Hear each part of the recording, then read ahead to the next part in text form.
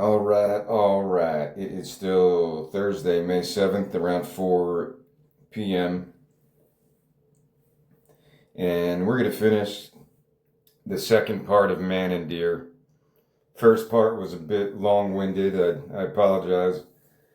Started ranting about all kinds of shit. Manifest destiny, and I don't even remember at this point. Colonialism, learning about the Constitution, stuff like that. I don't know where to approach this second part other than to just kind of stay focused on the story and what led me to write this. And it is, in all honesty, I was at work in 2020. I was working outside or meditating outside. I did like this whole Tai Chi routine every day.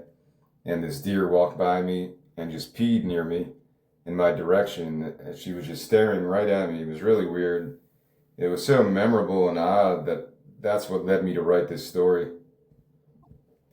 So yeah, I'm thankful for that. If it wasn't for that one incident, I don't think I would have wrote this story, or some of these themes that came out in this story would have come out in some other weird, eccentric screenplay that I developed instead.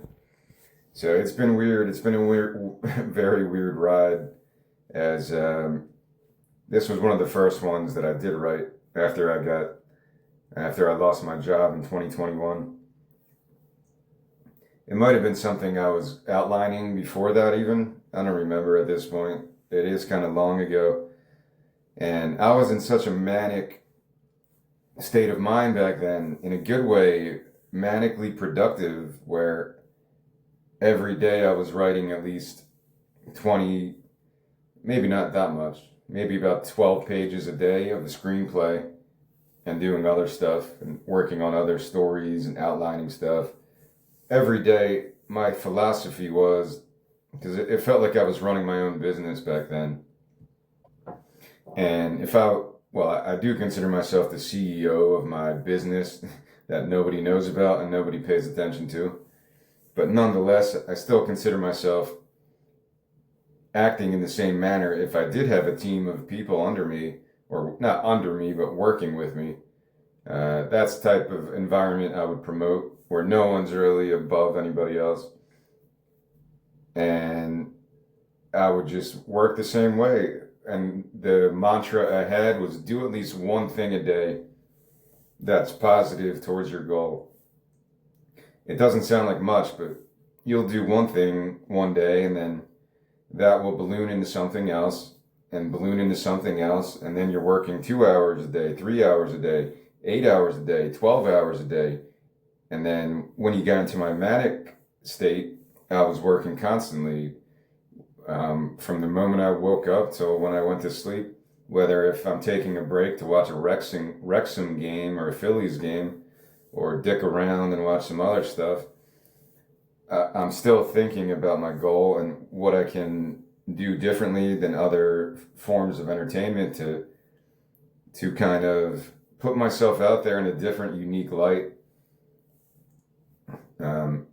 I've had some Starbucks interviews the last 2 days, one today, one yesterday, New Mexico location, Arizona location, in the Southwest. And some of the questions they asked, that kind of related to my experience in 2021 when I was going through this process, writing all these screenplays and working on my book later and whatever else I was doing. And it became an addiction. My life was nothing but working towards this goal. And you could say that's a bad thing. Well, where's your work-life balance? Don't you know you need some leisure? You need to take your head out of your work. And I did that too. I'm not trying to paint myself like a Charlie Hustle, Pete Rose, or Cal Ripken. But those were always people I liked as a kid. Cal Ripken had the record as the Iron Man, playing whatever the fuck, thousands games in a row. And Pete Rose, even though I didn't grow up with that, so I'm not going to pretend to have ever watched one Pete Rose at bat in my life. But since he was on the Phillies, and he's a major name in sports and entertainment, and he was known as the Charlie Hustle guy, the guy during an all-star game, he's going to run over the catcher because he cared that much about winning or competing. I'm not completely at that level. I compared it more to Gordon Gekko before in the past. I'm not a Gordon Gekko. I don't believe in that version where you have to crush the competition. I just feel like you work to put the best product you can, and you don't try to fuck up other people in the process. Do no harm against other people. Don't fuck with people's lives as much as you can. Do no harm is a good mentality, because maybe that's not the right mantra. Do as little harm as possible. It's not very poetic, but because you're always going to do something, whether you mean to or not, in your day-to-day life to affect someone else negatively. And that's a vague statement. I don't know if I even agree with it after I just said it out loud. But it's almost like those monks that won't even walk on certain places on dirt because they don't want to step on insects. I'm talking about it from that level. If you want to get as deep as that, I'm a vegan, and I think I'm doing my best to be green and to use as little resources as possible. Ever since all this war stuff started, I don't want to drive anymore because gasoline prices are crazy, and I don't know if this war is just over oil shit. I don't fucking know anymore. But it's in my head to use up as little resources as possible, because I feel like the world will be better like that. But then on the flip side, I'm also supporting the Sixers and the Flyers and the Phillies and the Eagles. Are these necessary things that use up resources as a form of entertainment? I don't know how to answer these questions. Would there be less conflicts over resources if the world collectively came together and said, we got to simplify things down? We all have to live as minimalists in this new type of a global spectrum, whatever you want to call it, this new global paradigm, because nothing else seems to work. I don't know. It's a very complicated issue that I can't answer because I really honestly don't know. I don't have the answers to these questions. If there wasn't so much stuff going on, would the world be better off if it was a more relaxed society? I don't know. It's a good conversation, but try to convince everyone in all the major cities in America that no more, we can't have sports teams anymore. We can't have this Sphere in Las Vegas or any casinos or any of this stuff, Sodom and Gomorrah, because it's leading to too many resource wars and all this stuff. I don't think people would really be persuaded with an argument like that. I don't know, man. It's a tough thing. You have to put warning labels in these things. Like, if you buy this or if you attend this event, you're supporting this and this. If you want to have a conversation like this, honestly, you got to be transparent with people. Because I don't even really know what I'm talking about. It's just feelings you get and your instincts. Like, am I really living the most minimalist lifestyle I can live? I'm trying to be better than I was in the past, but it's a very difficult thing because you don't really know how to be the most useful to your town or your state or your community or your country or whatever. I wrote a piece in my Substack about volunteer work when I first when I got kicked out of my apartment, and I had a different perspective on things. I was like, I couldn't even survive 2 days without food or water, being homeless. So I was like, I'm going to really volunteer at soup kitchens. There's one in Trenton. I'm going to do this and that to really try to help people that are in those situations. And I did it for a couple months. In the wintertime, I would drive to Trenton, go to the soup kitchen task. And it's really cool. I would go back again at some point. But right now, I'm just doing the blood donation because I feel like that's the most relevant. You're giving blood to people. Like, people need that. And if you're able to, yeah, I would encourage that. If you can't do that, find something else to do if you feel like it. It's not a preachy thing, but for me personally, why do I do the every 2 weeks I give platelets at Red Cross, and then I give blood when I'm able to give blood every 90 days, I think. And I don't know, it's the most impactful way I can do something without really doing anything. I just sit there for 2 hours and they stick needles in me and do whatever they do in the machine that takes the platelets out of your blood cells. Don't ask me the science. I just zone out for 2 hours and I watch Seinfeld and I just kind of disappear in my head. But yeah, doing that is the most impactful way that I've found to really help people. And yeah, I'm not saying the other things aren't important. I would go back, but it's not as vital as what I think the blood donation does. So I would continue doing it. Even if I move to the Southwest and I end up moving to Arizona or New Mexico or anywhere else, I would still keep doing this. And it's good to just do something at least once every 2 weeks like this, because I'm really not doing anything else at this point in terms of volunteer work. I had plans to do other stuff, but right now it's not really in my periphery. But that's related to this.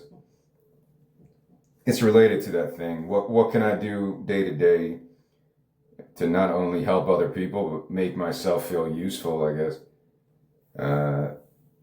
When you're missing that purpose or some kind of a drive in life, yeah, it does leave this void and people fill it sometimes with not great pathways, vices, whether legal vices or illegal vices, whether it was gambling for me, which I'm talking about in this story, and I'm going to continue soon. Gambling was probably my favorite vice if I had to pick one, because it was so much fun.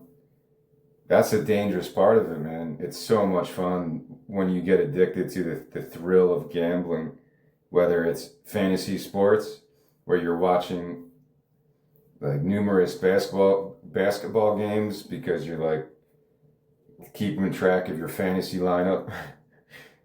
And yeah, it's very addicting, man. It's a dopamine release that, well, I've never had sex, so I guess people would equate like winning a big gambling score probably feels like a great orgasm or something. It's such a release. You watch these people play poker for high stakes, and I love watching poker. I don't do it as much anymore. Hustler's Casino, that was one of my favorite YouTube channels. I watch it once in a while, and you watch these players play for hundreds of thousands of dollars in one hand, or when they play for millions, and they're so calm and collected, like not even breathing, and you can tell once they win the hand, whoever wins, and they win six figures to $1 million, you can see on their face, it looks like they just had an orgasm, or this, like they're breathing after being buried alive. You can start to breathe normally again. There's a scene on High Stakes Poker where Tom Dwan, it's a very famous hand. He's doing this crazy bluff against Phil Ivey for hundreds of thousands of dollars, and he's got nothing. He missed his flush or something, and he's staring into the lights in the studio of this poker room, and he says it afterwards, like, and he's one of the best. Like, you can never really get a read on the guy because he just looks like he's so cool and collected no matter what he's doing. He's just like, all right, this is my job. I'm a poker player. Sometimes I lose $1 million. Sometimes I win $1 million. Like the whole Motorhead, Ace of Spades.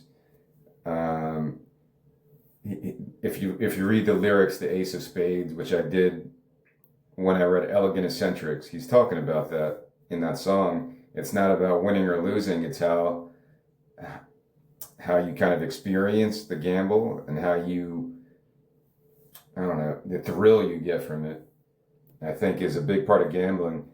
I mentioned also, when I shared this story years ago, I mentioned the movie with Al Pacino and Matthew McConaughey. I think it's called Two for the Money, where maybe based on a real guy. McConaughey's like a sports book guy. He's on TV giving advice on gambling, on football games and whatever. And Pacino's like kind of the head of this gambling. It's all legal because they do it like offshore, I think. And it's a pretty good movie. There's a scene in it, which I probably mentioned before. I feel like I talk about gambling a lot since it was a big part of my life for a good while. And Pacino goes to like a gambling anonymous meeting, but he goes there to kind of recruit people, these struggling people who quit gambling. He goes there to kind of bring them back into the fold. And he talks about gambling and he's like, it's not really about the money, it's just the release. It's that feeling of being in control of your life or just feeling alive. And I don't know, I can't really go watch the movie, watch that scene because I can't explain it right now. But I kind of really connected to it. I could understand what he was talking about when he gives that really good speech. It's a decent movie. I recommend it. Two for the Money from, I don't know what year it was.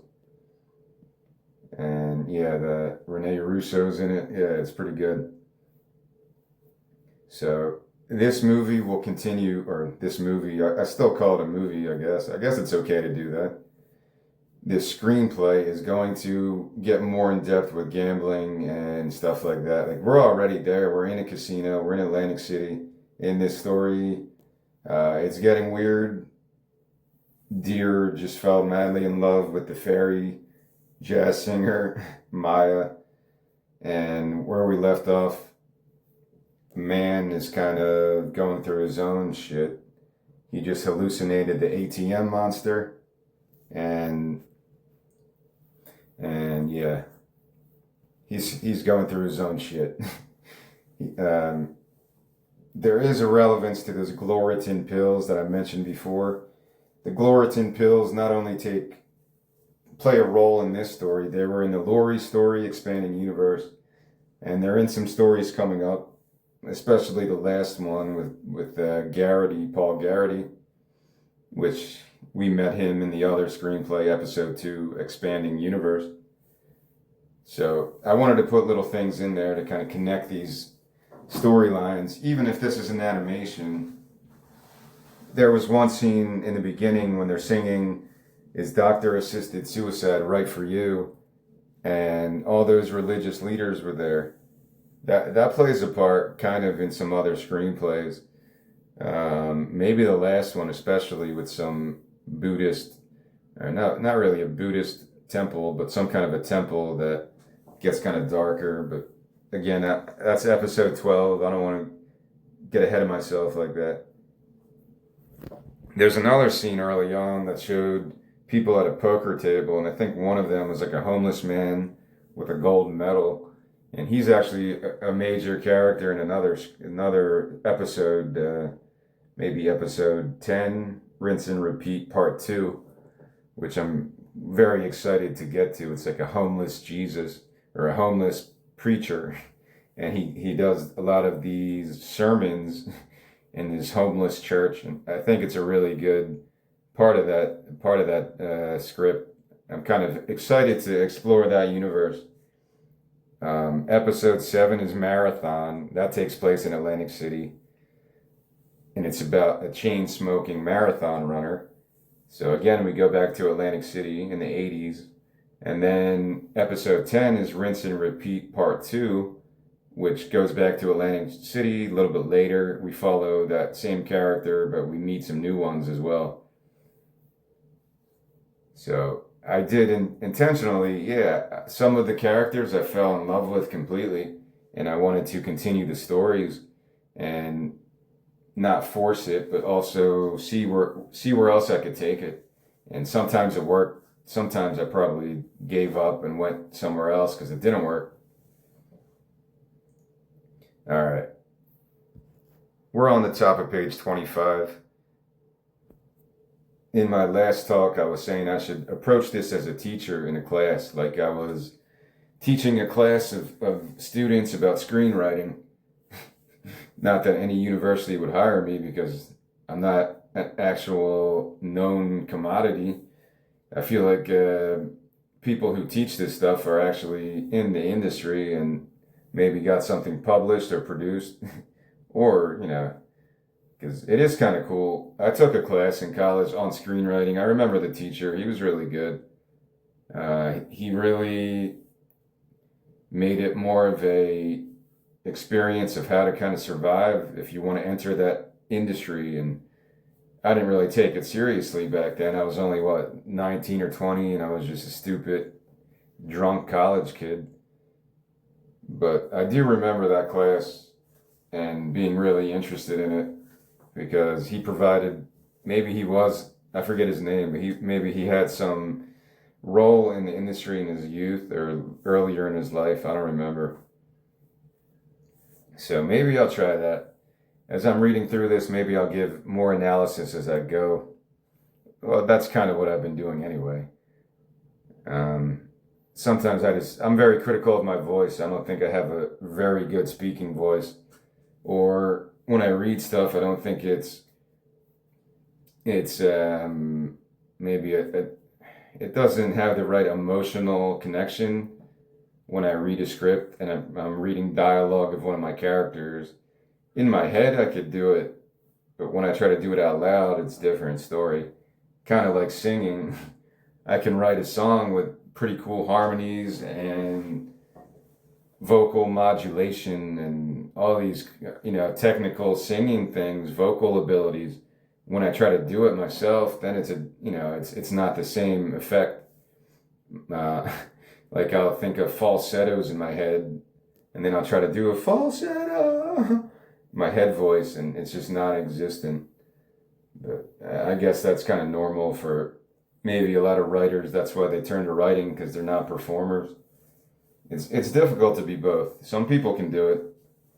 Some people can write and also perform as a songwriter and performer, singer-songwriter, and even Tarantino acts in a lot of his movies in smaller roles, but that's pretty cool. All right, we're going right into this story now. Page 25. It's the beginning of original song number 3. Our love is like the military-industrial complex. And we're following 2 jet fighters in the sky. Again, this is an animation. If you're not familiar with part 1, this is complete animation. Anything is possible. Don't talk to me about physics and realistic things, because this is a cartoon and anything can happen in an animated universe like this. So Maya and Deer, previously they just fell in love in the casino, and she flew him, carrying him through the casino floor. Now they're in this imaginary land. Maybe they're dreaming this, maybe it's a daydream.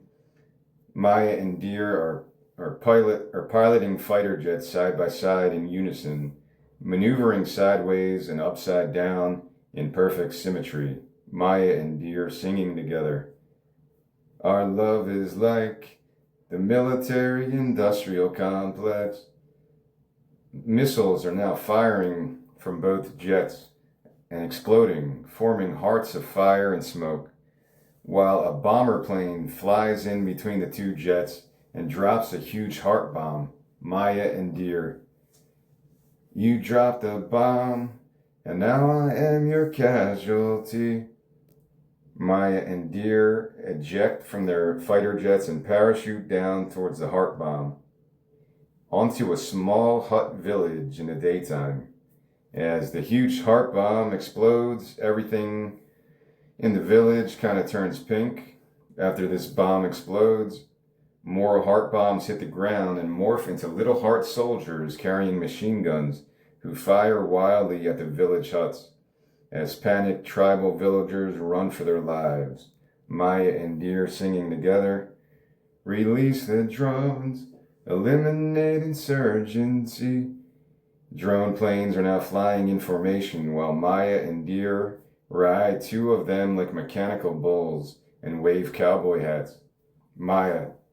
Our love don't run, our love don't run. At the same time she's singing that, Deer's kind of doing an overlapping melody, hearts and minds, hearts and minds. So you got to find two voices that kind of harmonize kind of sweetly.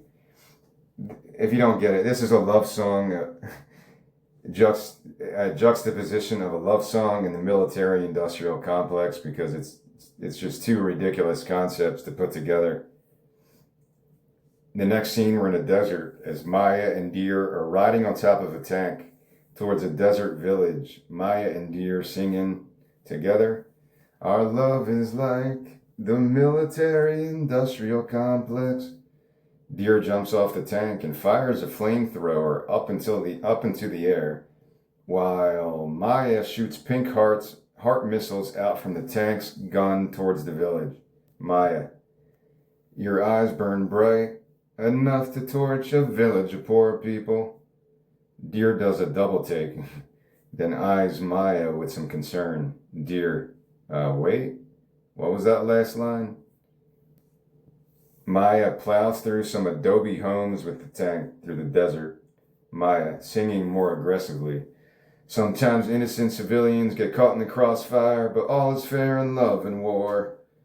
Deer jumps back onto the tank next to her and tries to get her attention. Deer, "I don't know how I feel about the direction this song is taking."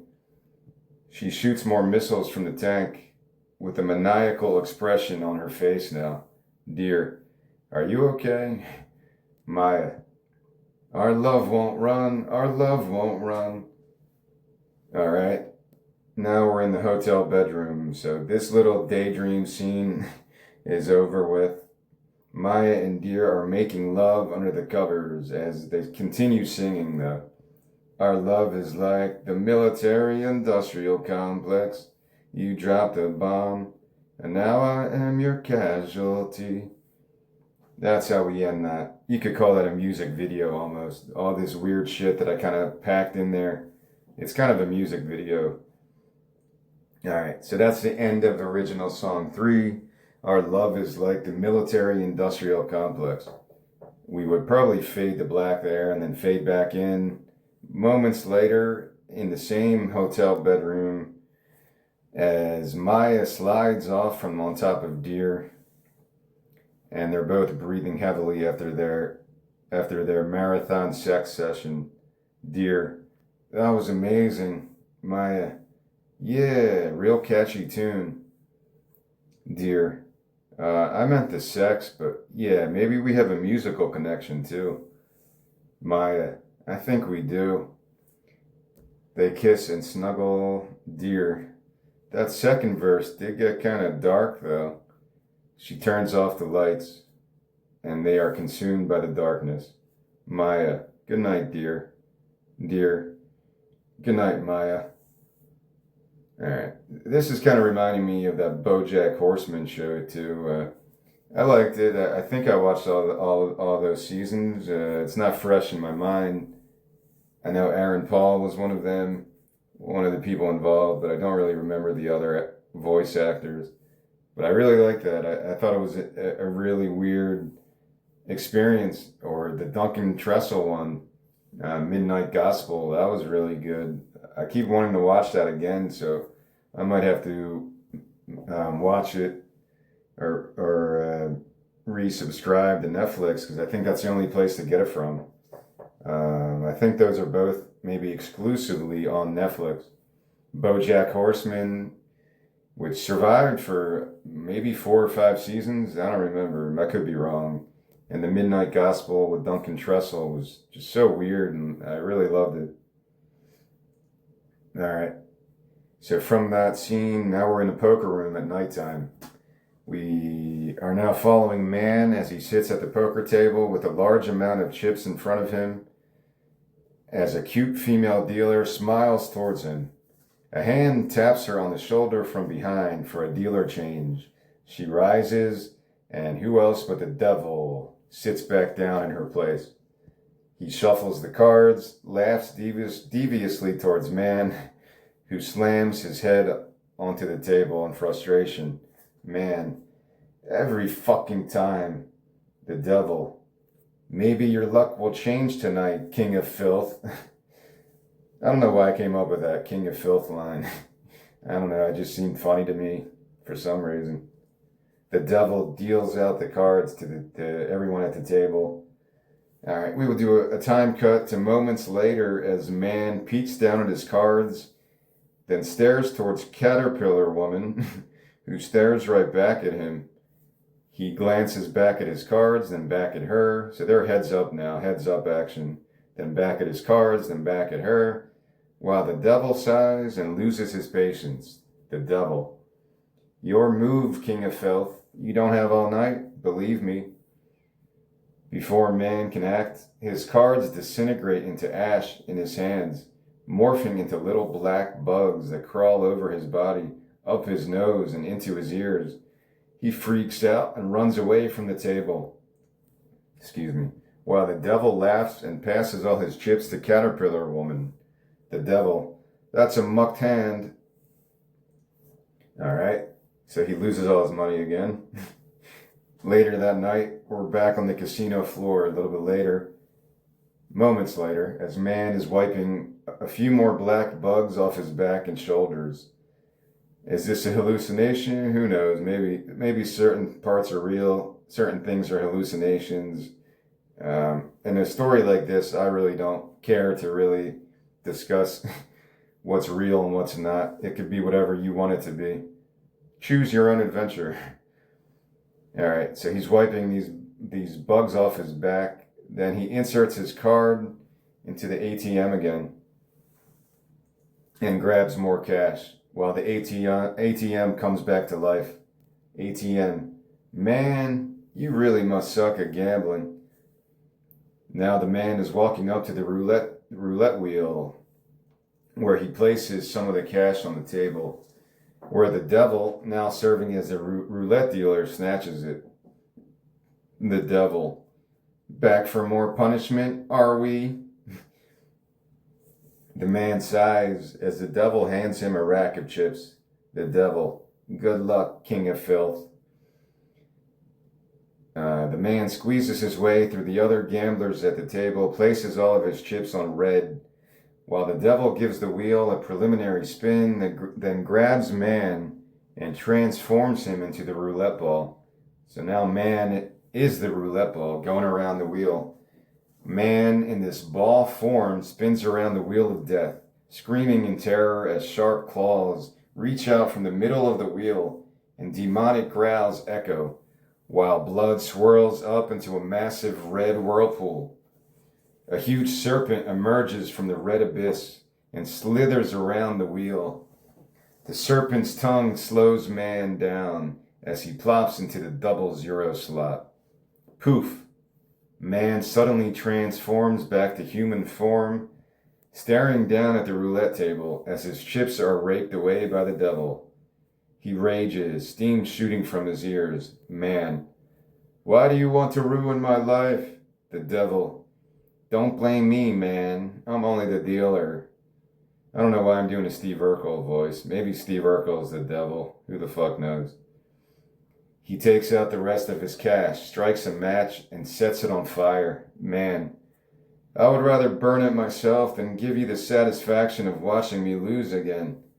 His money burns to ashes, while the devil grins and sweeps the ashes into the cash slot. Now we're back in the hotel bedroom. Maybe a happier scene here. Maybe not. Later that night, a baby is crying in the darkness. Then another, and another, and another. Deer's waking up. Maya? What is all that noise? Maya, meet your children. She turns the lights on. So it was dark until that moment. All we heard were the voices and the crying. So then Maya turns the lights on, and 10 fairy deer hybrid babies jump on the bed as Deer's jaw drops. Deer, what the what?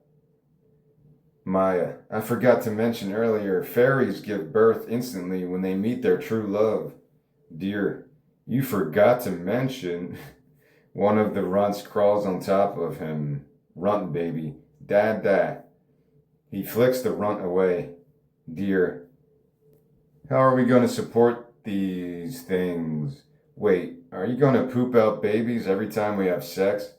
She tucks the babies in between her and Deer. Maya, don't worry, everything will work out. One of the babies pisses right on Deer's face. Deer, how are you peeing already, little guy? She turns the lights off. Maya, go back to sleep. We can name them all tomorrow. After a few moments of silence, the babies cry loudly and jump on the bed. Dear, romantic comedies. Why have thee forsaken me? All right. Now we're back to the casino floor. A little bit later that night. Man is grabbing cash from the ATM, walking back to the roulette wheel and holding up two $200 bills. He's using his inside voice now, just like Deer did earlier. One last spin, crazy winning streak, or homeless for the rest of winter. He buys chips, places all of them onto red 19, while the old man dealer spins the wheel and flings the ball around. Old man dealer, final bets. Man, inside voice. Come on, baby. Hit this and everything looks flush again.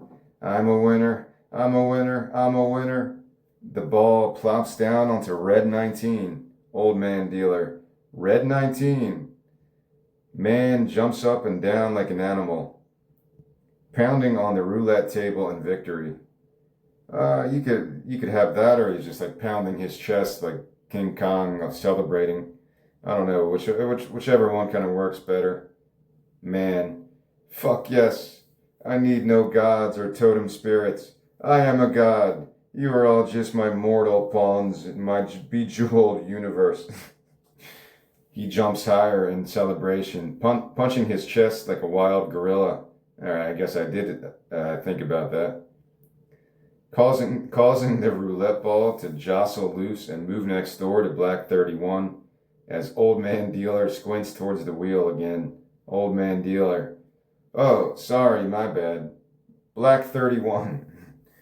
I realized this would never happen in a real casino once the ball is down in a slot. But, I don't need to explain this. It's a stupid cartoon, man. Man stands in complete shock, then digs into his pockets, finding only lint and loose pills. He runs back to the ATM and inserts his card inside, while the ATM laughs heartily and spits the card back out. ATM. Bitch, you broke. The ATM, that could be the same ATM or another one. They just all seem to come to life whenever man uses them. So this one is like saying, bitch, you broke.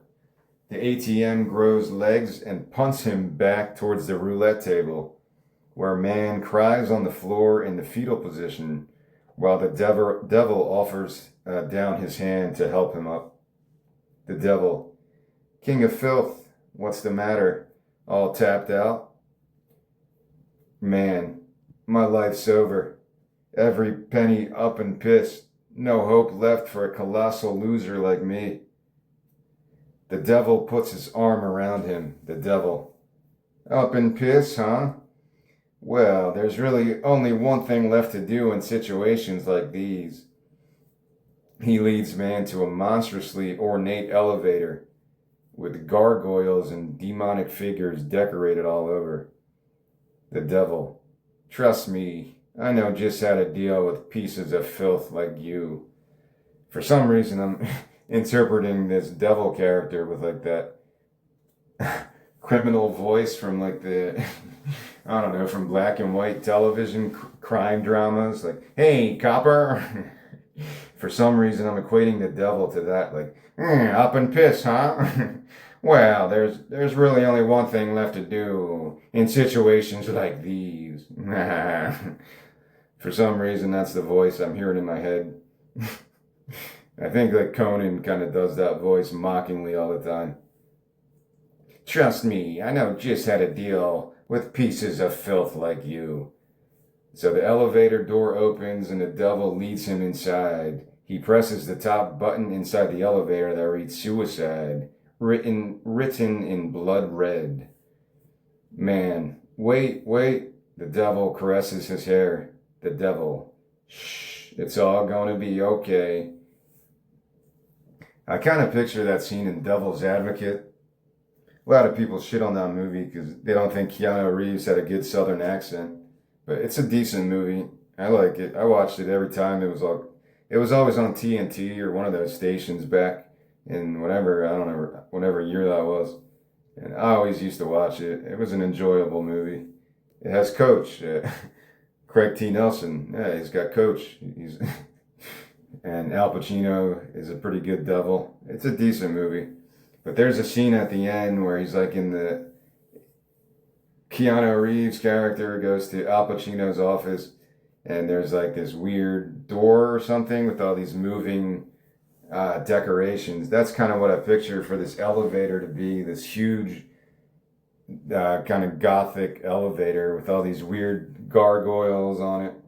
Kind of out of place in this casino, but whatever. Again, this is a stupid story from some part of my imagination. All right, now we're in the elevator as it's opening, and the devil pushes man out onto the casino roof. So we're now on the casino roof. That's where the elevator took them. The devil, it's been real. You truly are the king of filth. The elevator door closes and man scans the rooftop, where long lines of degenerates lead to the ledge. He steps to the end of one of the lines and watches an elephant jump off the ledge. Elephant, echoing, I never got to see the pyramids. This elephant's committing suicide by jumping off the building, and we're kind of hearing his last words echo as he jumps. An old, confused man now steps onto the ledge. Old, confused man. Wait, is this the line for the pharmacy? Impatient octopus waits behind him and pushes him off. Impatient octopus. I did everything I ever wanted to do in life, except for this. He calmly jumps from the ledge, while man hesitantly steps forward and stares down at what seems like 1,000,000 miles to the ground. Man using his inside voice again. Guess this is it. Didn't think it would quite end like this, but this is the only outcome for pieces of human filth like me. He stumbles forward a little. Man, inside voice. Never could cast that life-changing string of luck. In the end, I'm just a giant, pathetic loser. I am not a god. His feet inch forward a little bit more as the creatures behind him begin to lose their patience. Man, inside voice. There are no gods, only the internal pain of an idle existence and waiting for the great dehumanizing. A duck in line talks over him. Duck. Hey, asshole, can you hurry it up? Waiting to jump to my miserable death here. A beaver nods in agreement while waving his arm angrily towards man. Beaver. Yeah, you should have handled your existential crisis previously. So if you don't get, when he gets to the rooftop, there's just a line of these weird characters ready to jump off the casino roof because they're all going to commit suicide. They're all degenerate gamblers that probably lost all their money. Sadly, I think this is a thing. You hear stories like this from time to time where people lost all their money in Vegas or Atlantic City and they just decide to just end it at that point. So that's what I'm going for here. And man's the next on the ledge and all these other creatures are like, what the fuck, man? Hurry it up. Man goes out a little bit farther. Man, sorry, I'm going. He finally steps off the ledge. Now we're beginning original song number 4. Every ending is just another ending. I forget, but I was listening to a lot of krautrock. I won't talk too long about this. I'm a fan of krautrock, and I think it was the band Ashra or Amandu, if I'm saying that correctly. One of those, I forget which one, but I was listening to this ambient piece by one of those bands, and I constructed this song from that. But I don't think I remember what it is now. I don't think I wrote down what the song was. So this is a weird song. It doesn't have much of a musical accompaniment. It's just like some kind of ambient noise as the man is plummeting off the building very slowly. He's facing the sky as he falls. I put tribute to Die Hard to kind of give people a picture when Hans in the first Die Hard, he falls off the building at the end and he's like facing up as he's falling. I just really like that scene. I haven't spoken about Die Hard, but yeah, that's up there. That was my favorite movie as a kid, I think. Die Hard with a Vengeance, I think, is just as good. All right, so man is falling from the sky as this ambient music's playing. Man is singing, kind of spoken word. This is a very somber type of song as he's jumping off the building. Well, I never felt like this before. He's shutting his eyes, singing, is it freeing or am I just paranoid? More bodies are jumping off the rooftop around him. Man, do I get to meet my ancestors? The falling bodies all fall past him faster as man is descending in slow motion. Man, will I be reborn as a leprechaun? The leprechaun who we met before at the poker table is falling next to him. Leprechaun. Better hope not, Sonny. A light appears in the distance as monstrous flapping wings are flying out from a glowing wormhole. Man, I guess the devil did me in this time. Two giant firebirds approach man. Man still singing, but I take all responsibility. The two firebirds snatch him and fly upwards past the rooftop. Man, can I ever make up for my faults? So, yeah, this is a pretty trippy scene. He jumped off the building. All these other creatures are falling kind of like really fast, but he's kind of going in slow motion, looking upwards. And then these two like firebirds. I don't really know how to describe that. There is maybe Stravinsky, right? I had an album, a vinyl record of Stravinsky, I think. I think that's like a ballet or some shit. Firebird, right? I think so. I want to look it up so I don't sound stupid. But I kind of feel like it is because I like the Firebird as a ballet by Igor Stravinsky. I really like the Rite of Spring, so I think that's why I got this one too. But yeah, I probably found it at a thrift store.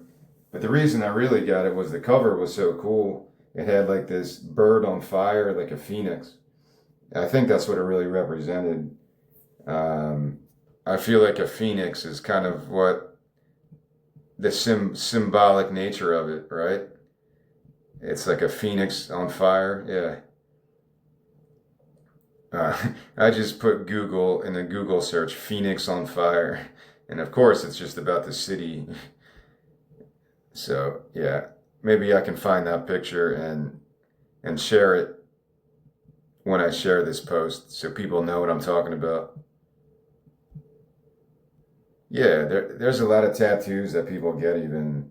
The phoenix is a legendary mythical bird from Greek and Egyptian mythology known for its immortality and renewal.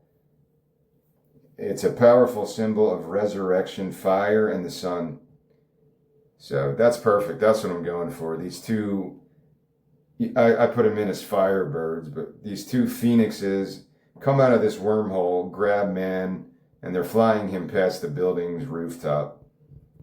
All right. Hopefully you kind of understand that. I don't know if I'm over explaining things or if my writing is just too not as clear as it should be for other people reading this. All right. Now we're in space as the two firebirds are flying man through the planets, shooting stars and meteors, and he's still singing to that ambient noise. Was I ever good at anything? Now the birds are drifting past Neptune as a gold record spins around the planet, then zips towards the outer reaches of the universe. Man singing, "Did I ever show my neighbors love?"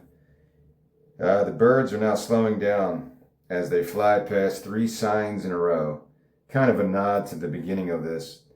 And the 3 signs say, "End of the line." The next one says, "Don't be afraid." The next one says, "Failure is success." And man continues singing as these birds carry him. "Will anyone remember me?" So it's a very meditative type of chanting musical. It is a song, but it's hard for me to describe this one in comparison to the other ones. It's a little bit more odd and avant-garde to like a more ambient spoken word track. Maybe like Laurie Anderson stuff. I spoke about her before. Laurie Anderson, I'm pretty into her stuff. I can't really think of anything else, but it was inspired by this krautrock I was listening to. Maybe when I was writing this, or maybe I was looking for a suitable ambient track to kind of meet the emotional appeal of this song. That scene I put about Neptune and a gold record spinning around it, yeah, that's a nod back to Laurie and the expanding universe. So again, I probably added that way later as I was trying to connect some of these episodes together. All right, moving on. We are now through space, and we are now at paradise at the edge of the universe. Paradise on the edge of the universe. However you want to call this, whatever. We drift through this beautiful country landscape where wild horses roam and business ants enter cucumber skyscrapers. So they're like ants in business suits carrying briefcases. I think I was making a point there, like maybe ants are really God because ants have this weird communication system. Maybe the universe is really run by ants. And this fictional place that I'm trying to create, paradise at the edge of the universe. It's like the headquarters of everything. The universe hasn't expanded to this place yet. And maybe these worker ants in business suits are the ones controlling everything. Not just Earth, but, every star system and all this shit. Whatever. Think whatever you want. You could use your own imagination to make up a better explanation. All right, now the Firebirds are emerging from a glowing wormhole carrying man. They're flying over lions, tigers, bears, squirrels playing basketball, who now pause the game and wave towards them. So it's kind of like a utopian type of a place here. The birds land in front of a quaint country shack where a serene Rottweiler dog sits on a rocking chair knitting a sweater. This dog I guess I made him a male, so it's a he. The dog puts the sweater down and gives them the surf's up symbol. It doesn't matter. You don't have to. Maybe he's a sexless dog. Dog. Much thanks, my dudes. The Firebirds fly away as the dog rises and walks towards man. Dog. Hello there, man. Man scratches his head in a daze and scans the beautiful scenery. Man. What is this place? Dog. Everyone terms it something different. Heaven, utopia, paradise. In reality, it's just another state of mind that got shuffled out from someone's consciousness one day. Dog scratches his butt. Dog. I like to spend my mornings here. The physical universe has not expanded this far yet, so it's still untainted by all the negativity and hatred brought on by millions of years of this crazy thought experiment. Man, I wouldn't want to taint this place with my bullshit then. Dog approaches man on all 4 legs. Dog. There is nothing you can say or do that hasn't been there is nothing you can say or do that hasn't been thought of already by some other consciousness out there. Dog rolls over on his back as man rubs his belly. Man. Good boy. That's a good boy. Dog. Don't take that in a somber way. Always a chance that some new everything will organically form at some point. Man, wait, are you God? Dog. I am dog. Now keep rubbing my belly, bitch. After some more playful rubbing, Dog rises and leads him past the shack. Dog. Come, let me show you around. Man and dog are now walking side by side through a magical, enchanted forest where fairies are flying around them and gigantic bees are pollinating psychedelic, colorful flowers, and gigantic mushrooms come to life and break dance on the grass like a network of mycelium. I think I was into some weird shit at this point. I'm talking about mycelium consciousness and the ants, worker ants, how they kind of communicate these different networks of consciousness, because that one line I think is pretty cool is when he said, the physical universe has not expanded this far, so it's still untainted by the negativity and hatred brought on by millions of years of this crazy thought experiment. It goes back to consciousness. Like, what the fuck is consciousness? How has it developed from the Big Bang, or whatever you want to call it? How could it have always been, if you want to term that God, consciousness, whatever? There's more people that are more apt, or better apt to, there are people out there like Duncan Trussell, like other, I don't know, people sometimes are called seekers or seekers of truth, searchers. Like, they're always trying to find the root of all existence, and no one's really been able to do it. Like the Alan Watts stuff, different philosophers that kind of go down these avenues of consciousness. I'm not as up to date with that stuff. I don't think I've ever really been. But that's what I'm going for with these conversations here. All right. Man starts this conversation now as they're in this new forest environment. Why did you send for me? I was about to, dog, end yourself? Man, end myself. Dog. I'm not the judge or jury of those things. Those constructs can only be found deep inside of you. They both reach a river of raging rapids. They jump into a raft, grab the oars, and row together. Man, how long ago did all of this start? Dog. I can never really remember exactly, to be honest, but time is as empty a promise as the sky is blue. There is nothing old, nothing new. Dog snaps his fingers, turning the sky a different color with each snap, from orange, green, pink, black, white, and blue. Dog. We are all a part of the same infinite circle of existence, always moving directionless, but part of the same motion. They row the raft through more rapids as a beautiful tropical beach appears in the distance. Now we're cutting to the beach as man and dog are walking barefoot over the golden sand and passing monkeys climbing up palm trees as other dolphins are jumping out of the ocean waves. Dog. To answer your first question, I brought you here to ask you something of the utmost importance. Dog snaps his fingers and presto, a campfire appears on the beach. Man trips into the fire clumsily as his shirt catches fire, causing him to roll around in the sand.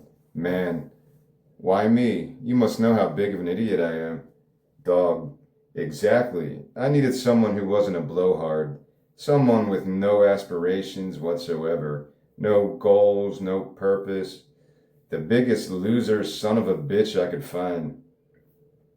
Dog is now roasting tomatoes on a stick over the fire and handing one to man.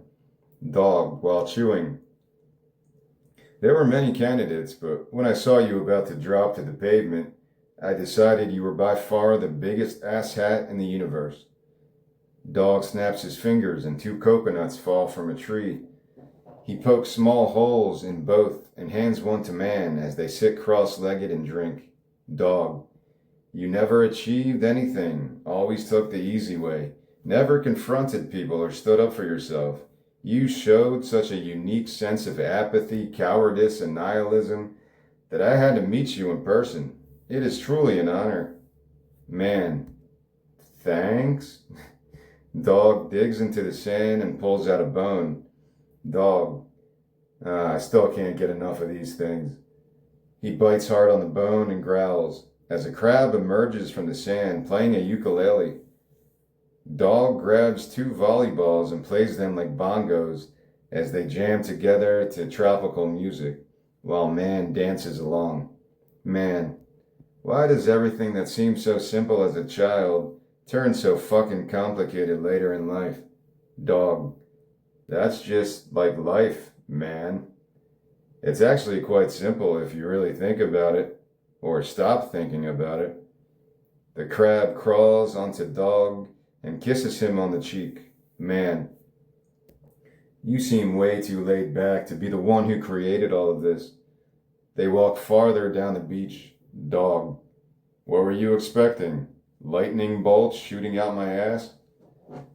Dog tries to bite his own tail, chasing it around and around until he gets dizzy and falls over. Dog. We all play our parts in creating whatever this chaos is or evolves into. Dog is now running into the ocean, splashing in the waves. Then he shakes off, grabs a towel from the sand, and wraps it around his waist. Dog. Much more agreeable to just let things be, a very laissez-faire approach to the cosmos. Now Dog is digging up a frisbee from the sand.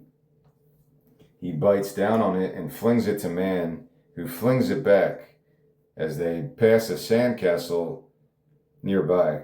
Inside the castle, miniature citizens, farmers, soldiers, and builders wave up cheerfully towards Dog. Dog.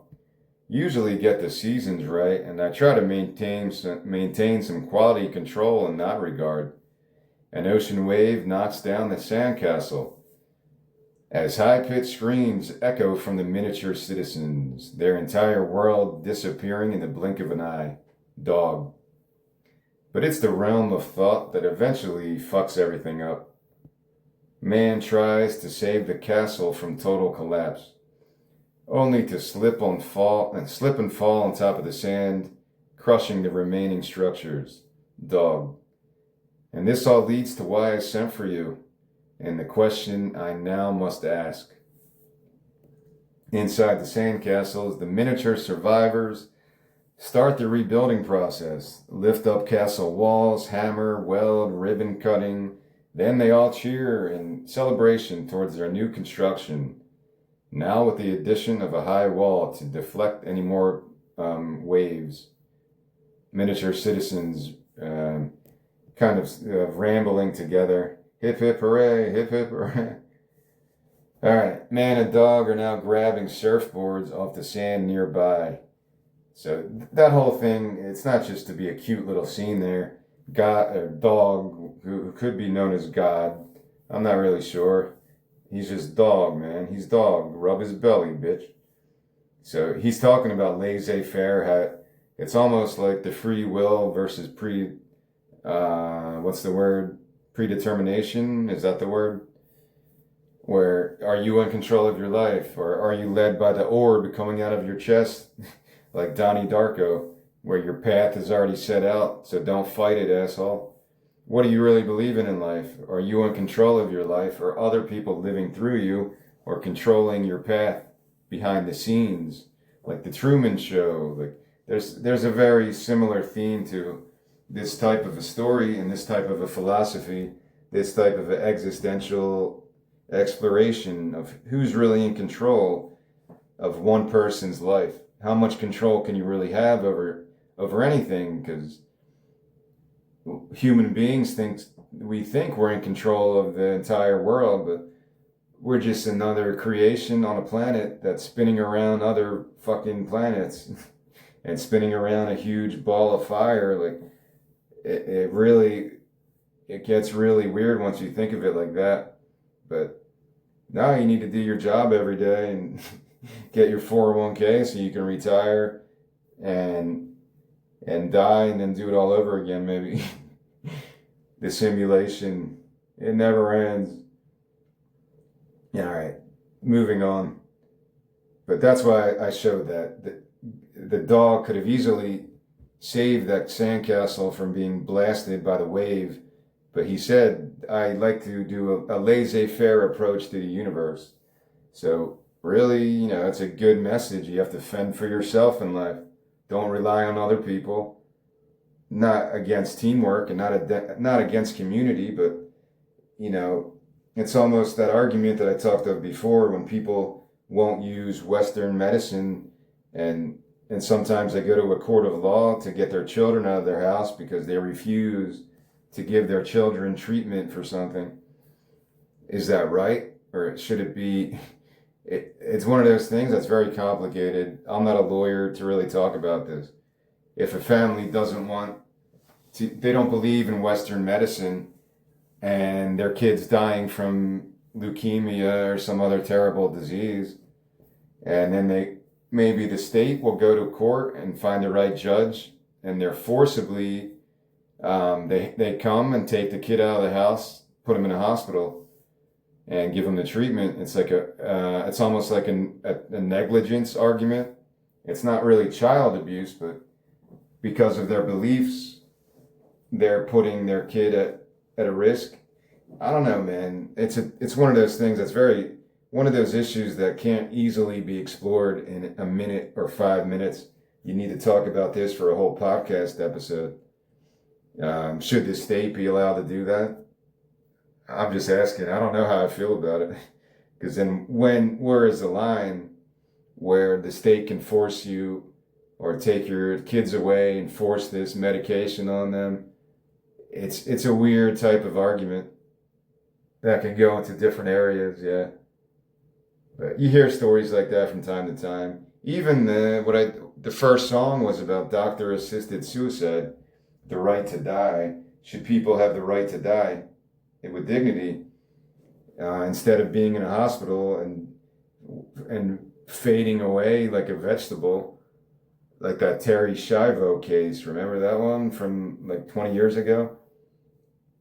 I think that was her name. I might be wrong, but I remember calling in to talk radio about that shit and talking about that issue. I forget what I was saying, but I used to do that sometimes when I was more interested in political doctrines and philosophy stuff. All right, let's continue. We talked about the laissez-faire attitude. All right. Man and dog are grabbing surfboards off the sand, and they're now surfing on some waves. Dog towards man. Know that your response may dictate the trajectory of this entire chaotic patchwork known as existence. No pressure. They ride a wave back to shore. Man. You got the wrong man, dog. Dog stares deeply at him. Dog. The one thing that has really bugged me lately is, are the Beatles actually a good band? I mean, everyone rates them so highly. Best pop rock band ever. Some of the top albums of all time, but are they really that great? Man cannot believe his ears. Dog. I've heard most of their discography and I enjoyed it, but I don't know if it is an organically formed favor or if I'm just buying into all the hype. Man, this is what the fate of the universe rests upon? A dog who cannot make up his mind about the fucking British invasion? Dog cozies up to him. Dog, it's an honest question, man. No blowhards, remember? Man, of all the questions you ask if the Beatles are actually respectable musicians or just another corporate-raised boy band, dog, well, What's your answer? Man. My answer? Man's face is turning bright red with anger. Man. Fuck John, fuck George, fuck Paul, fuck Ringo, and fuck you too, dog. The Firebirds are now descending down and grabbing Man with their claws, while Dog licks his face goodbye. Dog, goodbye now, Man. The Firebirds fly away towards a glowing wormhole as Man is trying to speak to Dog as he fades into the sky. So his voice is like progressively fading here. Wait. Ringo is actually pretty awesome, and Lennon had some killer solo stuff.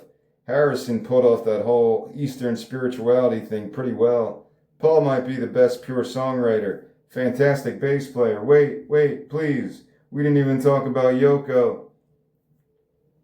Alright, it's kind of a weird scene there. I had some trepidation about including this stupid question. I'm like, if somebody would meet God or Dog, but in this scenario, Dog is God. If you get to meet God and he's asking you a question instead of you asking God a question, what would God, who's been this laissez-faire entity, he's kind of paying attention to human beings to make sure they don't kill each other, like globally just nuke everybody.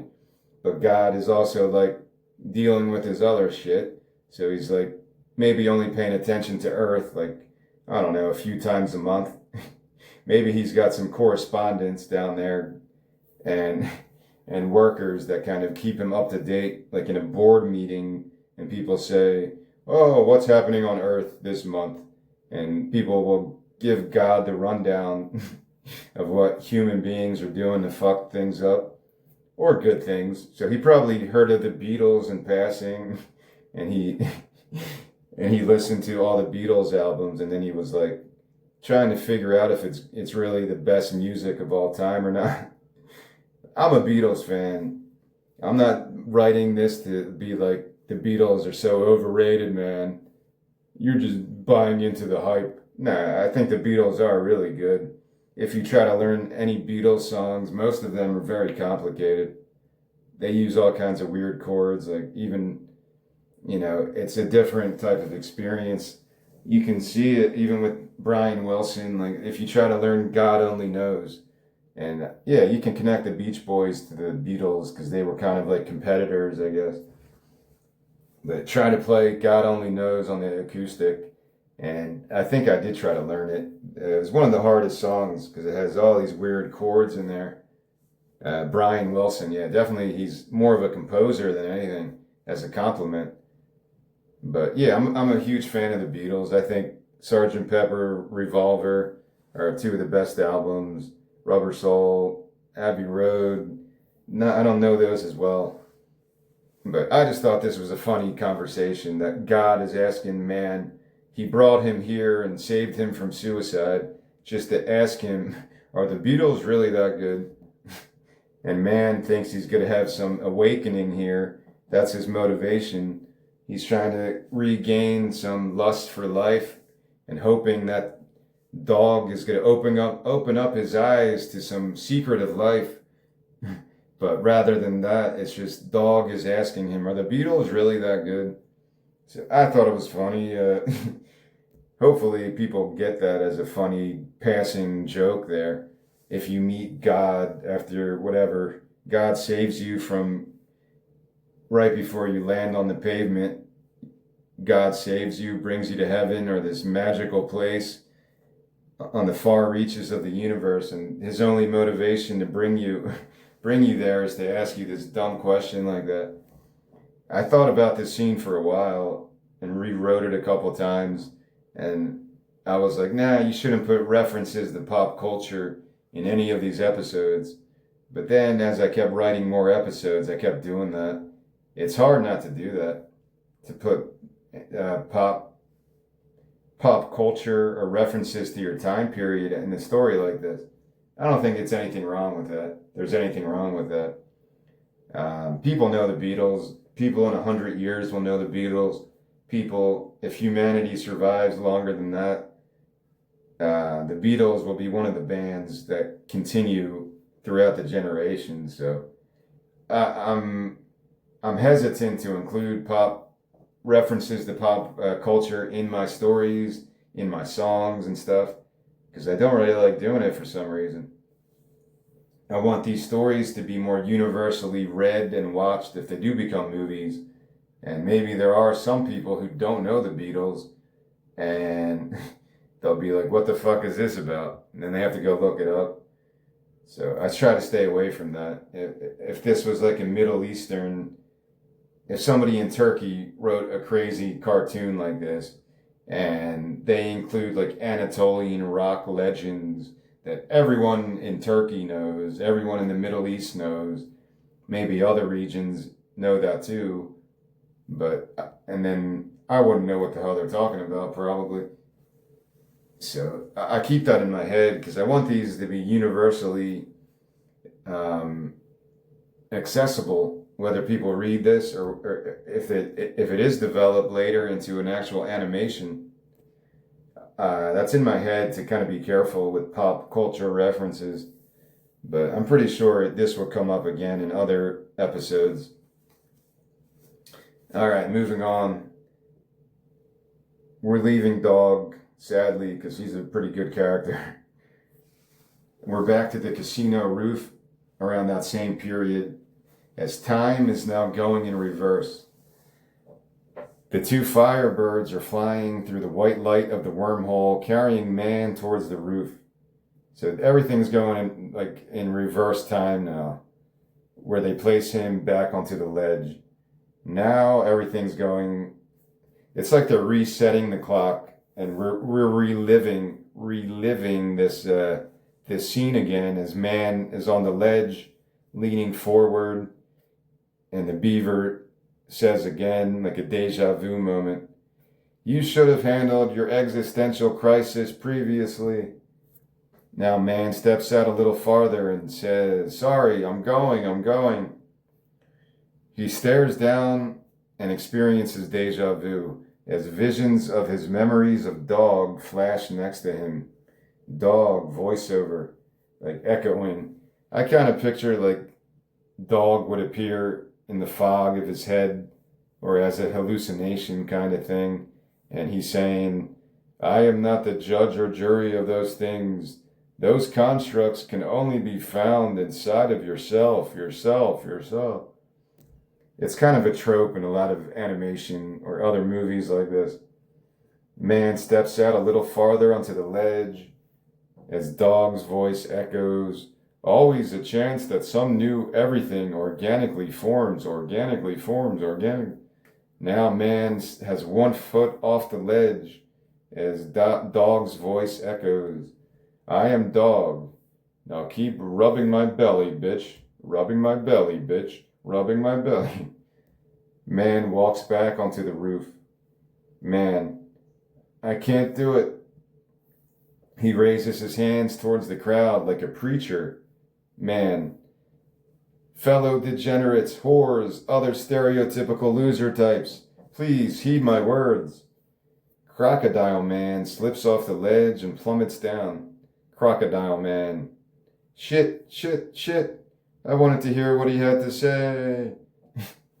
So have some fun with this one. Crocodile Man, he was planning to kill himself, jump off the ledge, but then he was like, "No, I want to hear what man has to say," but he slips off by accident. And he's saying, shit. I wanted to hear what he had to say. Yeah, whoever kind of animates this, you could put your own spin. What the hell is a crocodile man? Half man, half crocodile. Man, bear, pig. Man is walking through the large crowd of losers now. Man, "I have met Dog, and he is not the one in control. He does not judge us. He does not control our actions or thoughts. We are all a part of this same chaotic, universal dogma." Cactus Woman grabs man's neck. Cactus Woman, "Who the hell is Dog? And who the hell are you?" Man, "I am man, king of filth, and I bring a message of peace and love." She lets him go. Cactus woman. Wait, wait. I was told I was the king of filth. A griffin flies next to her. Griffin. No, I was told I was the king of filth. Lazy eye clown baby. Maybe I stole that from Always Sunny in Philadelphia. Lazy eye clown baby pushes his way through the crowd. Lazy eye clown baby. Fools, I am the king of filth. Man tries to calm down the crazy commotion as everyone's claiming to be the king of filth. And they're talking over one another. Man, quiet, please, quiet. The chatter finally calms down as he puts his arm around Lazy Eye Clown Baby. Man, don't you see? We are all brothers and sisters, born and bred in the same ill-ridden, filthy DNA as our ancestors, and their ancestors before them. The crowd appears collectively confused, rightfully so. Man, I'm kind of confused now myself. Man, I return to you, my dear, mentally and physically inadequate kin, so we can break this cycle. No more judgments. No more manipulations, no more holier than thou con artist, toying with our feeble minds. Giraffe steps forward from the crowd. Giraffe. Yeah, and no more your neck looks like my penis jokes. I've had it with that shit. Now Rat steps forward. Rat. Yeah, no more using rats in these mazes, in those mazes. With the cheese and the electric shocks and whatnot, it's fucked up. Alright, now a blue whale steps forward. Blue whale. And no more save the whales bumper stickers. We are a prideful people, and we don't want nor need anyone's help. More loud cheers echo from the crowd as a chant begins loudly in unison. The group chant. No more bumper stickers, no more bumper stickers, no more bumper stickers. Man steps forward, kind of talking to himself here. Well, I was going for peace, love, and unity, but whatever works. So this mob is coming united now. That was really his main objective, and he's joining in with the mob as they all chant together, no more bumper stickers, no more bumper stickers. And this leads to the last song in this weird journey, my original song, number 5, Boycott Bumper Stickers. All right, this is probably my favorite song out of this. I had trouble kind of ending this story. I'm like, where am I going to go with such a stupid story? I like the characters, but the plot gave me real trouble, man.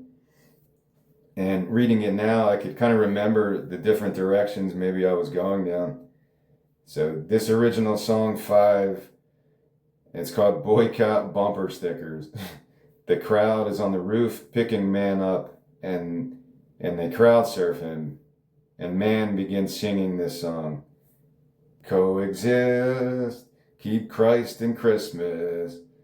Giraffe plays the bongos and starts singing. Giraffe. Liberal bitch, conservative racist. Lazy eye clown baby plays a sitar and sings. Lazy eye clown baby, guns don't kill. The stick of butter man slides under man's legs. Stick of butter man, recycle Congress. Now back to Man singing, eat the rich. The rat jumps on Man. Rat. Only if organic. Blue whale plays the triangle and sings. Blue whale, kill your television. The griffin smokes a joint, then picks Man up and flies him over the happy dancing crowd. Griffin, legalize it. The griffin is flying, carrying Man to the front of the elevator, where he lands in front of the elevator doors. It's just probably easier if I just sing the lines instead of saying who's singing each line. You could get a better idea of how the song goes.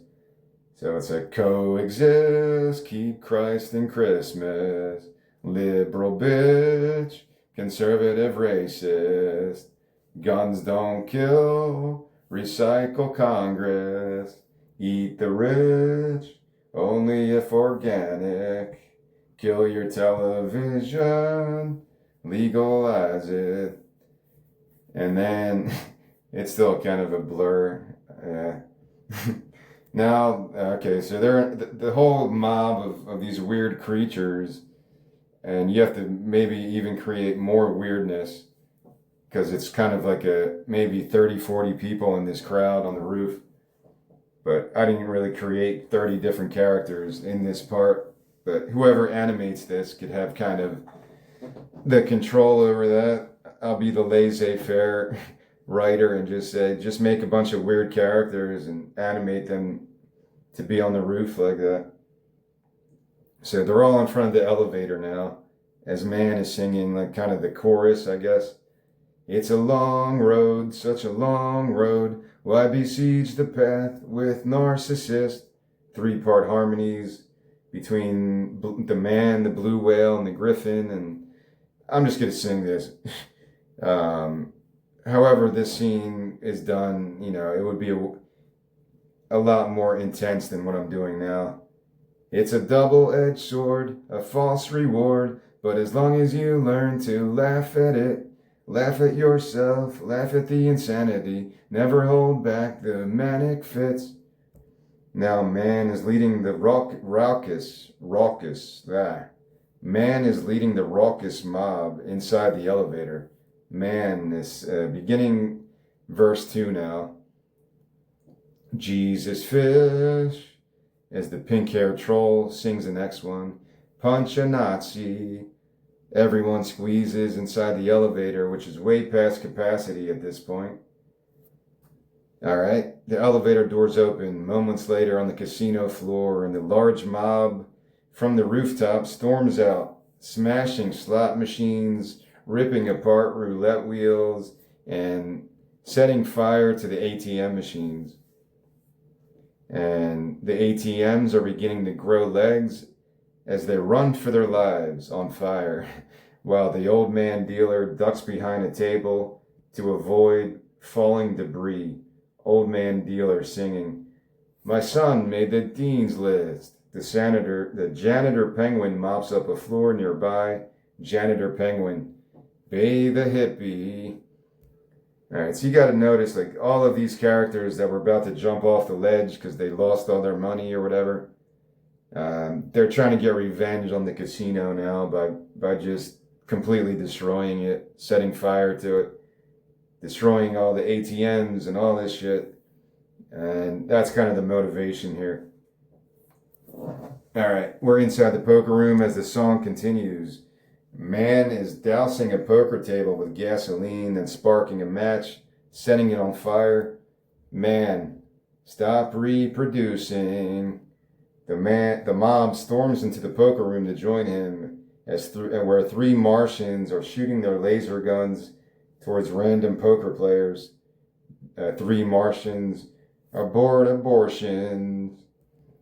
The entire poker room erupts in chaos as poker chips are flying everywhere and poker players are running for their lives. Angry old poker player. Capitalist pigs. A security guard attempts to fight off the mob only to get swarmed. Security guard singing, "Commie Pinkos." Well, everyone's singing in this part. Man is now swinging from a fancy chandelier as the unruly mob dances like the Rockettes below him. Man with the singing mob all together. It's a long road, such a long road. Why besiege the path with arrogance? It's a double-edged sword, a false reward. But as long as you learn to laugh at it, laugh at yourself, laugh at the insanity, never hold back the manic fits. All right, you kind of get the idea of how the song goes, hopefully. And I kind of neglected to read some of these other lines of description, but maybe for a scene like this, it's better just to sing the song and just say, hey, this is the song that plays, and a bunch of crazy shit happens inside the casino as this angry mob is destroying everything. But I tried to get a little bit more detailed when I was writing what would happen during this song. Now we're moving back to the casino floor from the poker room. A little bit later, the mob is marching through the casino, smashing everything in its path. Entire mob singing together. Laugh at yourself, laugh at the absurdity, laugh at the ruse, the brain salad surgery. Man jumps on a roulette wheel and spins around as the bloodthirsty mob prepares for the big finish around him with their jazz hands up. So yeah, we're going back to that Family Guy type of thing. As man leads this singing, keep laughing, keep laughing, keep on fucking laughing, it's your right. You know, you gotta get all dramatic with this shit. Maybe these are the most musical songs I've ever done. I have ideas for other musicals, though. The Gay Dinosaur one and Frank Gallagher from Shameless becoming president. Those are my two other concepts for musical comedies, but I haven't really worked on those like I did with this one. All right. So this song's just about over. A group of seniors are spinning their slot machines, unaware of the chaos and destruction around them, while man bangs his fist down onto one of the slots and hits a jackpot, and coins shoot out everywhere. That's how kind of this song would crescendo to an end. Keep on fucking laughing, it's your right. Everyone's harmonizing together, and all right, that's the end of that song sequence. We're still like following the same area of the casino as Deer and Maya enter the chaotic scene with their babies, their new 10 babies, and they're walking through the rubble towards man.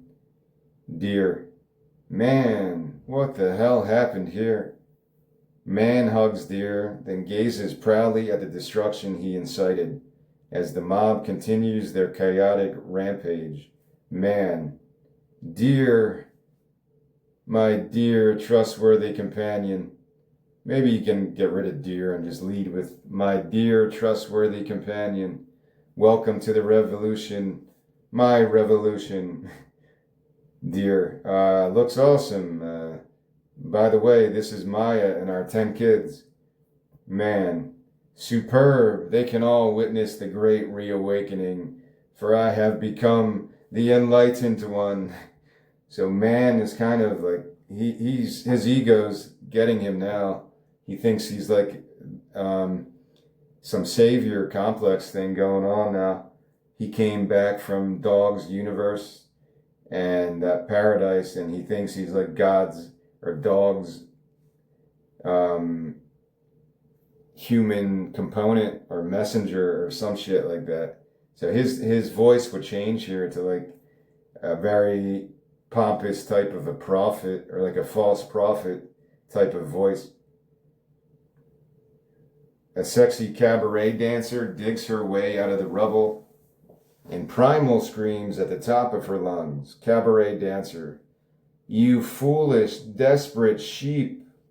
Everyone pauses and turns their attention towards her. Cabaret dancer. So she's like really yelling this out like a banshee. You are following a false prophet. What is he promoting you exactly, or promising you exactly? A different path? An untarnished way of life? Man sticks his chest out proudly and walks towards her. Man. Everyone here was about to end their lives tonight, including myself. I brought them the promise of peace and love, freedom from fear and judgment. Cabaret dancer. We've all witnessed this song and dance before. Out with the old, in with the new, revolution of the mind, body, and spirit. But do you really want to know where all that will lead you? The mob stares silently at her, transfixed on her every word. Cabaret dancer. It will lead to nothing but chaotic delusions and torturous defeatism. This so-called man speaks nothing of value, only sophomoric platitudes, sullied and self-destructive megalomania. Sweat is now pouring off of man's head as he loses his confident demeanor. Man, pay no attention to this wicked temptress, my brothers and sisters. We have already reclaimed our souls from the evil clutches of this once wicked gambling arena, like Jesus tossing out the money lenders. She cuts him off. Cabaret dancer. Just look around you. He has already manipulated all of you into this rancid bedlam. This chaos will only lead to more chaos until all of you are back up on that rooftop, forgotten, pathetic, and hopeless once more. Giraffe waves his fist. Giraffe. She's right. Cabaret dancer. This gambling arena provides hope. It must be built back up. Blue whale flips man with his tail. Blue whale. False messiah. Man lands hard as the mob creeps towards him, waiting to pounce. Man. No, she is the one peddling lies. Cactus woman. False prophet. Man. I am the king of the filth. I have met dog. The mob moves aggressively towards man, chanting in unison. Unruly mob. False messiah, false prophet, false messiah, false prophet. Man, wait, please, give peace a chance. The mob is now pummeling man into a bloody mess, while the cabaret dancer grins a familiar devious smile, and poof, she morphs into the devil, who breaks the fourth wall and winks at the audience. So kind of like winking right at the screen as people are watching the devil. The devil you know, am I right? Man lays on the rubble, bloodied, beaten and out cold. Deer lifts him over his shoulder and carries him towards the exit, as Maya and the babies are following close behind him. That's the end of that scene. It's kind of a crazy scene there. That's kind of the climax. That's kind of the end. I could have ended the story there, but there's maybe like a couple more scenes to go after that. Maybe like 2 or 3 more pages, yeah. I feel like I should speak about some of these themes now, though. So, yeah, maybe in this instance, man thinks he's like a messenger of God, but maybe he is, maybe he's a false prophet. What's worse, really? What's worse, like the greedy casino owner who makes billions of dollars, or the people who are kind of self-righteous and judgmental against people, and they try to prohibit gambling or alcohol or other types of vices like that. In a free society, I guess they're both kind of bad. But, gambling is not illegal. Alcohol used to be illegal, even though we considered ourselves a free country. And maybe that's what I'm going for here. Man was a loser in the beginning, then he thinks he got saved or born again because he went and visited dog. And now he's kind of like this false prophet trying to build a movement. And as soon as he's getting these people to do his bidding, like a cult type of mentality, which is usually a dangerous thing, the cabaret dancer appears, and after her speech and her argument against man, we finally realize the cabaret dancer is just the devil in disguise. So it's kind of a funny ending there, and he's winking at the audience. The devil you know, am I right? Like, if you're going to have a vice, or you grow up with whatever vice, you're comfortable with that. What does that expression mean? The devil you know, like, it's a good cliche. What does that really mean, that expression that people say all the time? The devil you know. It's almost like the grass is greener. The grass isn't always greener, or whatever, that stupid cliche. Like, the devil you know is the one that you should promote, or is the one you're more comfortable with, I guess, is what that expression means. I'm actually at a loss of words to kind of describe that. The devil you know, like you always hear it, often hear it in movies and other television shows, and as a cute type of dialogue. But I don't know, it's a hard thing to, it's so simple that it's hard to really describe. All right, thank you, Google. I just Googled the devil you know meaning. The devil you know is better than the devil you don't. Means it's almost like during a presidential election, you have to vote for Hillary Clinton or Trump, and it's like people try to convince you, well, she's the lesser of two evils. That argument's so stupid. Like, why do we have any evil running for office? Not to say these are evil people, but people use these cliches like, this candidate is a lesser of two evils. Like that's supposed to convince somebody to be motivated to go vote that day. Like, oh, I'm so excited to go vote for the lesser of two evils. Thank God for this political system that's so brave and and clearly sending us towards the right future with a plan and not just rehashing the same bullshit. Like, I think people kind of gave up on that kind of a cliche because it's so illogical to tell somebody that you're not voting. Don't you know? Like, you might not like both of these candidates, but this one is the lesser of two evils. Like the South Park episode again with the burrito or the fart sandwich. I don't remember. You know what I'm talking about. South Park fans would know what I'm talking about. A shit taco or something like that. But according to Google, the devil you know is better than the devil you don't. It's wiser to deal with that familiar, difficult person or situation than to risk it on an unfamiliar one that could be worse. It's like choosing a known risk over an unknown danger. I don't know how to really describe that in a better way.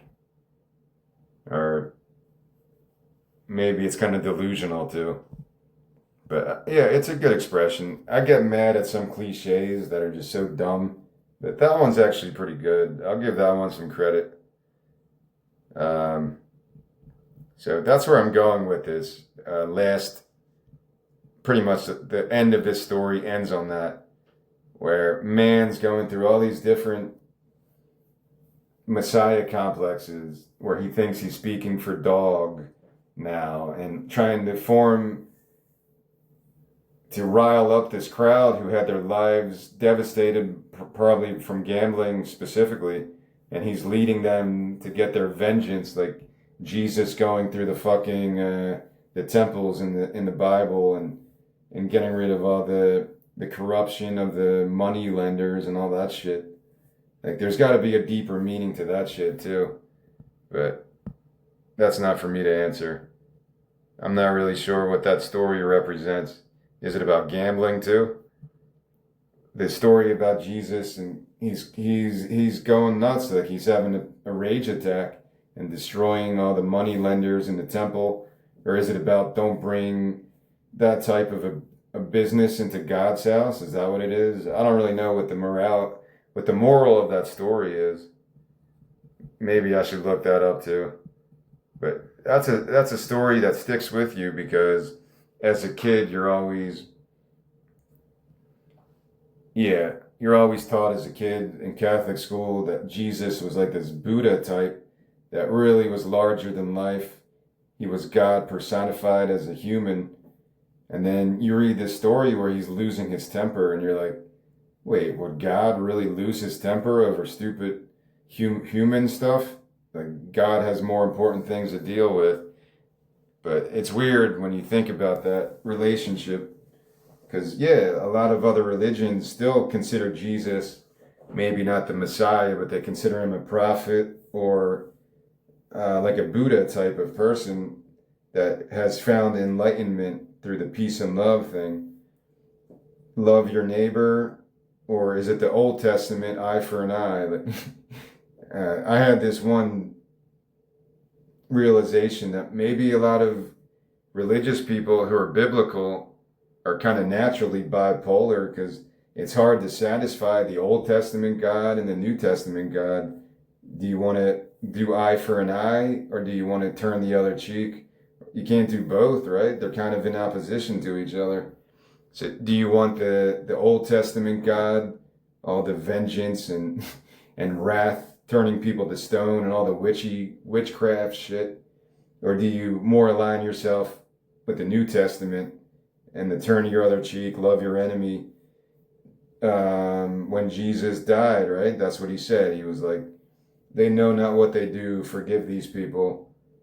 So it's a weird kind of negotiation between the Old Testament and the New Testament. But again, I'm giving very, very few examples here. I'm not a biblical scholar that can dig into the Bible. Some people I used to work with could do that. They could actually memorize, they had Bible verses memorized that they would use in conversations like this.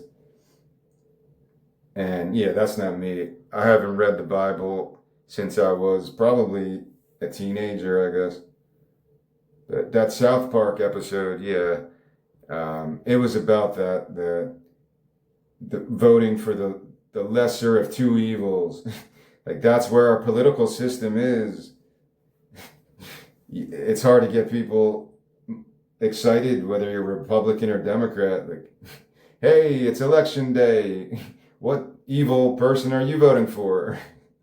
I'm not calling these people evil. I'm just saying, why would you say that to someone as like a criticism of them, or you're trying to motivate this person to go vote, and you think telling that person, well, this candidate is the lesser of two evils, that's going to get that person excited to do their civic duty. Like, yeah, it's a broken system from a political, very general viewing of the language of politics. It's gotten to the point where it is a parody of itself, like the South Park episode, represented by two satirical choices, a giant douche or a turd sandwich. At South Park season 8, douche and turd, from 2004. So that's before Trump. 2004, they're talking about how broken the political system is. What was the election back then? George W. Bush and I don't even remember. Maybe it was that John Kerry guy. I think so. Yeah. So they were talking back then about how non-attractive any of these candidates are. Maybe their messaging will win people over in the end based on your paradigm, or based on your political belief system, whatever, or trying to keep your job and you're forced to vote for someone because of that. But in reality, yeah, it is a broken system where that's a common thing you heard people say back then, even during like the Trump versus Biden era. They're like, well, you got to vote for this guy because he's the lesser of two evils. Why is there anyone evil? What, you think one of these candidates are evil? Why are we propping these people up? And it's just such a stupid way to term the whole system like that. Because people who say that think they're like mentally hypnotizing these people to go vote for their candidate. Like, this will get them to vote. You want to prop up this candidate? Well, call them the lesser of two evils. That's what their branding should be. Like, that's the political slogan that somebody would want to use. Like, they make a political ad in the newspaper. Vote for Barry, whatever. He's the lesser of two evils. I might vote for that guy. If somebody came out honestly had a billboard on the highway, vote for me, I'm the lesser of two evils. All right, well, he won me over. I guess I got to vote for this guy. I don't want the higher of two evils. I want the lesser of two evils. So yeah, it's a stupid branding, but not that politicians are actually doing that. But people always use that argument. At least back then, when during the Hillary Clinton Trump election, I think that was a thing people shouted all the time. Ah, she's the lesser of two evils. He's the lesser of two evils. Like, why are we having a conversation like this? I don't know. It gets kind of maddening. That's why I don't like to think about politics. But it comes up in a lot of my stuff too. Yeah, I was talking about this story, Jesus in the temple knocking over the whatever the fuck it was, knocking over the moneylender stuff. Like, what is that story supposed to represent? I have no idea. Money changers? Are these people who were giving like loans out to people? So Jesus is against banking. Jesus in the temple, money changers, meaning. Because I did include that because that crossed my mind when I was writing this. All right. It's also called the cleansing of the temple. Jesus driving the money changers from the temple symbolizes the righteous indignation against the exploitation of worshipers, the corruption of religious authorities, and the misuse of the temple, which was intended to be a house of prayer for all nations. All right, I guess I was kind of going there, yeah.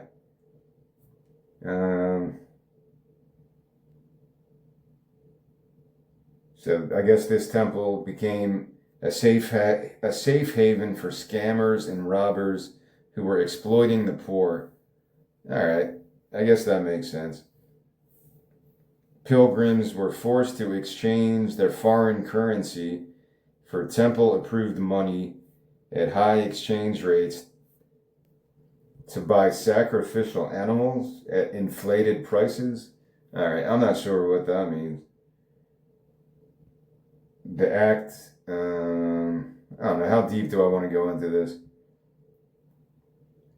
Because I really don't understand this time period to really speak intelligently about this. So, but you can get the idea. Other people might be able to explain a story like that, but yeah, I really don't know. But Jesus was talking about he himself would replace the physical temple as the place of encountering God. That's almost like, I don't know, that seems like a radical belief that almost like you don't need organized religion because the church is inside of you, or your relationship with God is like that. I don't know. That's more like that, what's it called, Gnosticism or something like that.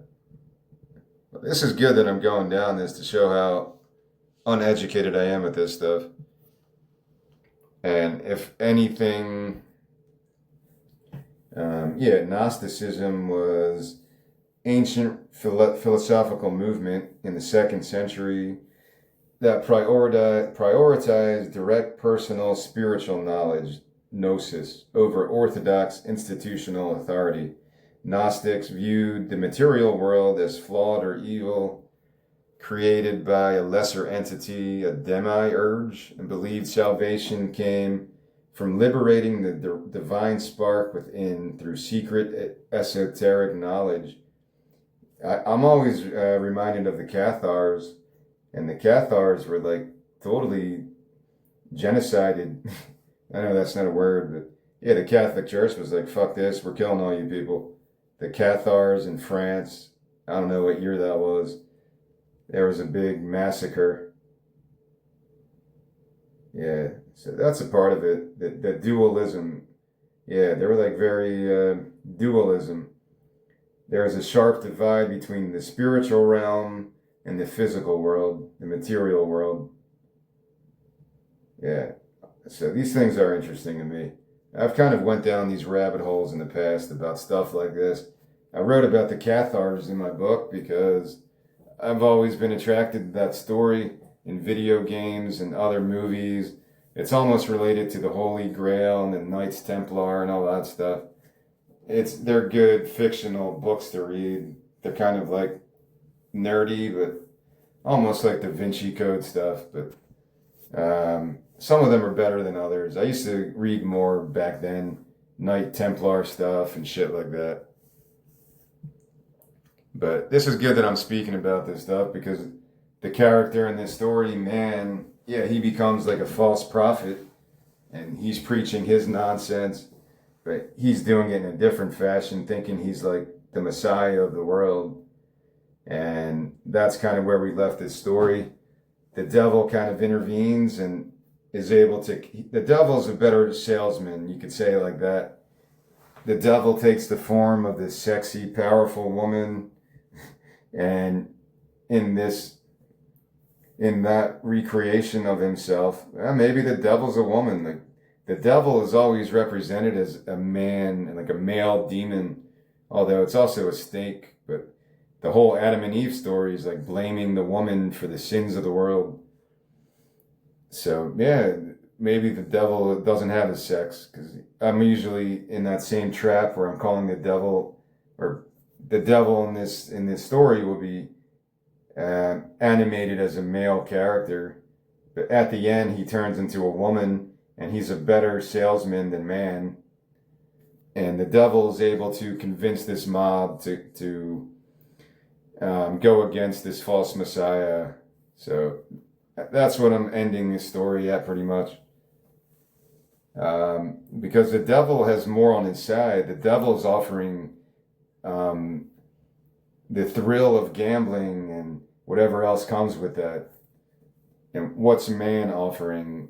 Really nothing but destruction and going back to maybe a more minimalist life that maybe these people were like second guessing themselves, like, well, gambling did lead to me almost killing myself, but now I'm not so sure. I think I want to start gambling again. And that's kind of where I'm leaving this story because, yeah, all human beings, we all have that weakness. We have different devils and different vices. That's what I mean by that word, like different devils. I'm just meaning we all have different vices and things that we wish we didn't do, or things that we wish we could stop doing as a habit or an addiction, whatever you want to call it. So that's a big theme in this story. There's elements of it that I can connect to myself, but again, the character of man is not entirely me, or the character of Deer is not entirely me. The character is the story. That's the main event. If you want to look at my writing like that, the main character is just the story and the conversation people can have that's hopefully more intelligent than the one I'm doing right now. When people talk about a movie after they see it and they kind of dive into the themes and the symbology, and they kind of, have a more nuanced conversation about some of these themes. All right, let me finish this story. There's like 4 pages left. We're at the top of pretty much page 51. We're at the casino pool. As man is laying on a beach chair out cold, while Deer and Maya take turns slapping him in the face until he wakes up. Man finally wakes up. Please, stop slapping me. They stop slapping him, and Deer hugs him. Deer, man, you're alive, you're alive. Man, only thing I'm good at. Deer, what the hell was all that in there? Did you become a cult leader in the last few hours? Man, all I know is that God might be a dog, and I'm supposedly the biggest loser in the fucking universe. Deer, well, at least one of those seems accurate. one of the babies pulls at man's pants. Maya, I think he likes you. Man picks the baby up, this deer fairy hybrid baby, and the baby pisses right onto his face. Man, oh, cute little guy. Deer, yeah, still getting used to this whole fatherhood thing, but these runts do kind of grow on you. The babies now grow wings and start flapping them.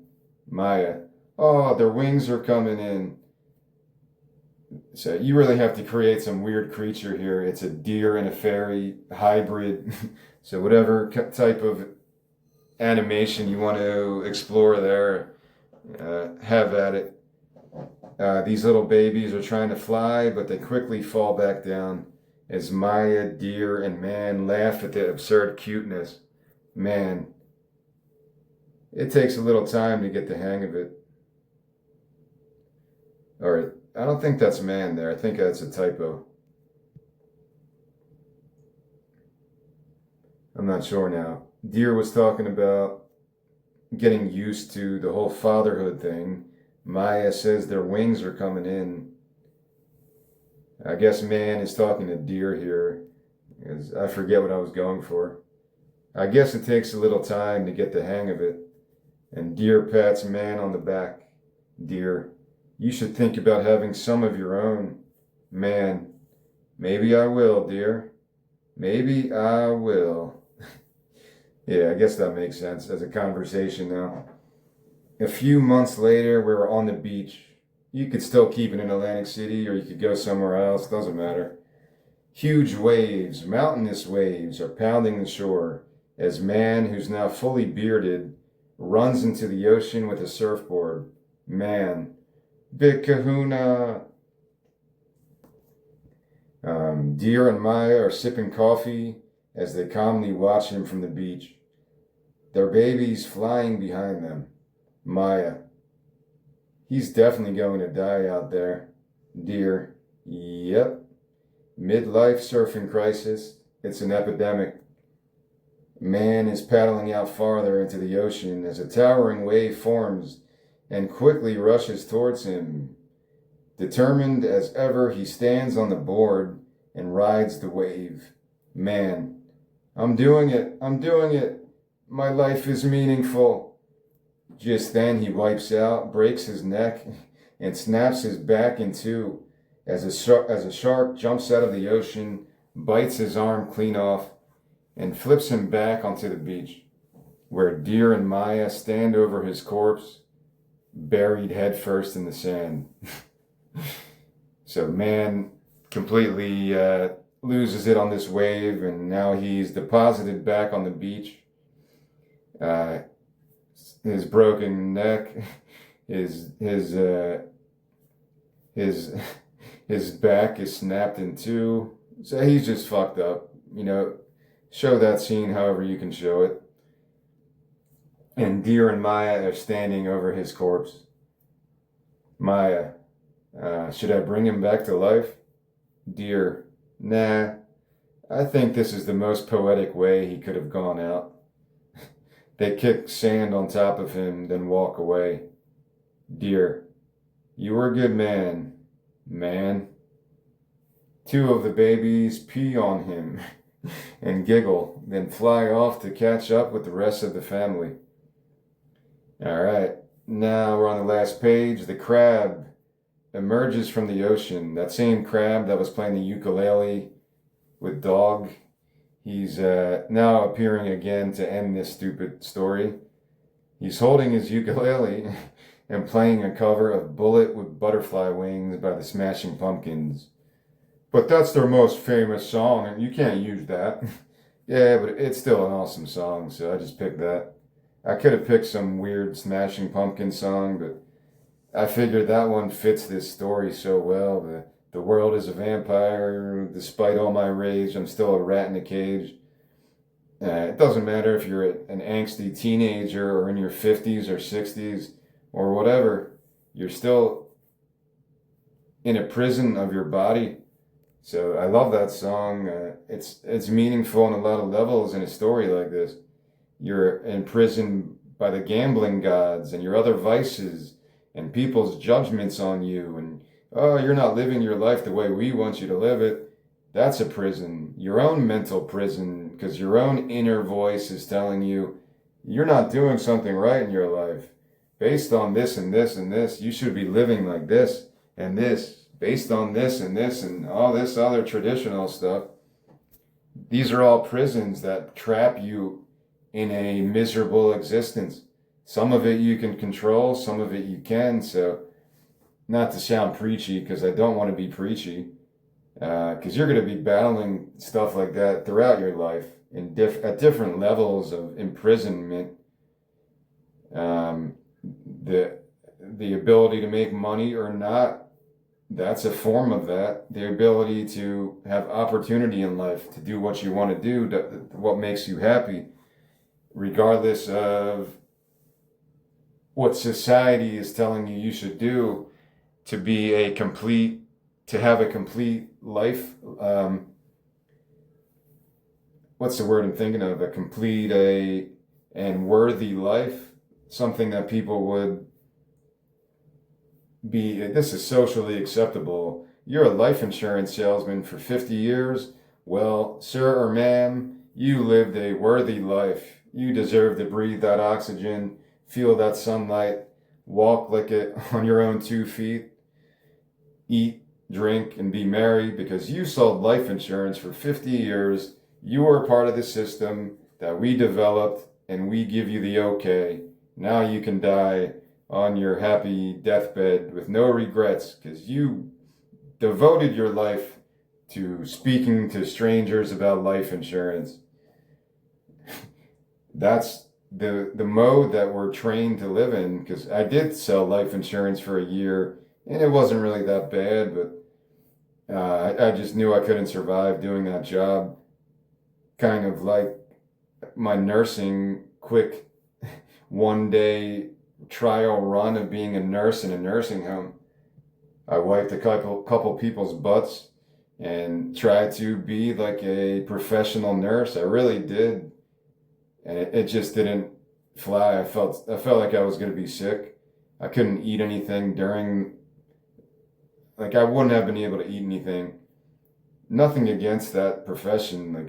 It's the opposite. People who can do that job are like really heroic people.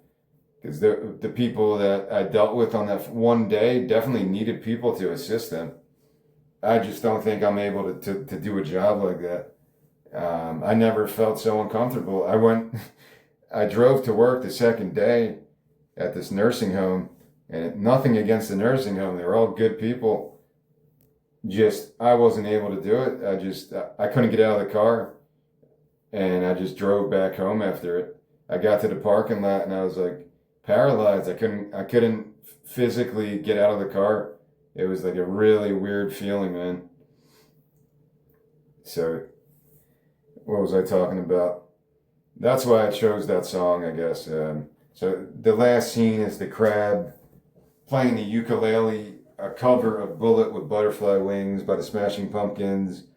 2 seagulls fly down and they shit onto man's corpse during their performance. And then a stray dog runs onto the beach and also shits onto man's corpse.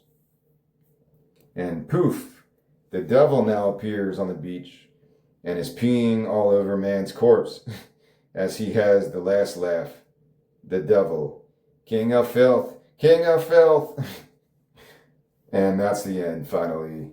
That is the end of this insanely stupid story that I really do love, though. All right. And as the credits roll, you could actually play the Smashing Pumpkins version of Bullet with Butterfly Wings. Yeah, that was my first thought. I'm going to end my episode with one of the most popular songs of the 90s. Everyone kind of knows that song, and I have a weird feeling when I use popular stuff in my art. I'm like, I won't be considered a real artist if I'm using popular music. What's he gonna use next? Smells Like Teen Spirit by Nirvana. Like, I don't care. They're still awesome songs, even if they're maybe a bit overplayed. When I was in high school, I guess that song came out. That album came out, Melancholy, Infinite Sadness. And I don't know, it still holds up. It's still a great song. So, yeah, I don't care. I think it fits. I'm more looking at songs that fit what I'm writing about and the themes I'm talking about now. And if you read the lyrics to Bullet with Butterfly Wings, you will definitely be transported to a world that I was trying to create in this story. So, of course, I had to use it, man. And I am a fan of the Smashing Pumpkins. Siamese Dreams, probably my favorite album of all time, which I said before. And yeah, I don't think it's a problem. The only problem is actually getting the permission and to be able to afford to use a song like that. Because I don't know how that works exactly. I just called Billy Corgan, be like, hey man, I'm going to use your song in this stupid animation. Is that cool, man? And then he just says, yeah, just give me like $10 million. All right, no problem. I don't know how it works. How much money would really cost whoever has the licensing rights. The world is a vampire set to drain, secret destroyers hold you up to the flames, and what do I get for my pain? Betrayed desires and a piece of the game. Maybe he's talking about the music industry. Even though I suppose I'll show all my cool and cold, like old Job. He's even getting biblical with the Job reference. Despite all my rage, I'm still a rat in a cage. Despite all my rage, I'm still a rat in a cage. Someone will say what is lost can never be saved. Despite all my rage, I'm still a rat in a cage. Now I'm naked, nothing but animal. But can you fake it for just one more show? And what do you want? I want to change. And what do you got when you feel the same? Yeah, so it works. I think it's pretty good lyrics there. And it's a good way to end this episode. That's all I'm looking to do when I pick a song to include in a screenplay or to end the episode. I just think of Sopranos and Mad Men. They always end each episode with a song that kind of relates to the episode you just watched. Mad Men was really good at that, and The Sopranos too, if I'm not mistaken. I feel like The Sopranos usually pick songs to close the episodes, and they did it in a very artistic fashion. I'm already at 2 hours, so I'm not going to carry on too much anymore. I spoke about a lot of the themes while I was reading this, and I just spoke a lot about that last scene, which kind of sums everything up. And the worry for a story like this would be, I guess, the animation. If somebody read this screenplay without me being there to analyze each scene and to give a better understanding of what I'm going for, yeah, it might be kind of confusing to really grasp the intent of each line of dialogue and each character I'm trying to create. But again, a lot of them are just, hey, I need to think of weird creatures. So Lazy Eye Clown Baby and Cucumber Man, the Stick of Butter Man. Like, I was just thinking of anything that just popped in my head. Oh, that's a cool animation. That's a cool animation. Leprechauns are cool. I am the leprechaun. And yeah, really, Man and Deer lead this charge. They're the only really main characters. They're both protagonists, really, but I guess Man is kind of more of the lead to this. But Deer is just as lost as Man, and it kind of shows the dichotomy. Some people will end up like Deer, find a woman, have 10 babies, or whatever the fuck. And then there's people like Man who can't seem to get a firm grasp on life, and they're just kind of traversing life in a very anxious way, full of vices, and a lot of people can relate to that, including myself. And in that land of judgment where you have the devil and the angel on your shoulder trying to lead your path, hopefully one of them is right, or they're both devils at that point. Maybe you have a devil on one shoulder and a devil on the other shoulder. How do you know one of them is good, one of them is evil? It can get a little tricky at that point. And these themes like this, yeah, it's better to be done in a comedic fashion because it's less preachy if you do it like that. I'm not telling people the right way to live because I obviously don't know. I'm not successful. I have no money. I have no property. I have no security in my life as an independent. Yeah, I don't have that. I might have had it at one point. At least I had a job and a source of income. But yeah, that's not a part of my life. I don't compare myself to man too much. In this story, I don't know. I think the character of man, I really just set up his character arc to be the opposite of deer because when they both meet in the very first page and they're like, man is like, where are you going, deer? And deer's like, I don't know. And man's like, oh, I don't know either. They're both wayward souls that don't know where they're going. Deer is obviously in his own cage as a deer where all his family, probably 50% of them get hit by cars. And he's like, man, I gotta go and live my life before my number's called and I get hit by a fucking semi-truck. Because that's the reality of a deer. As a deer, you're not worried about terrorism or not paying your car payment or losing your job or artificial intelligence. As a deer, the only thing that's really your existential threat is roaming onto the highway as a car slams into you and kills you. Just as scary as terrorism, I guess. To a deer, whoever designed the automobile and the highway system near wooded areas, they probably view those people as terrorists.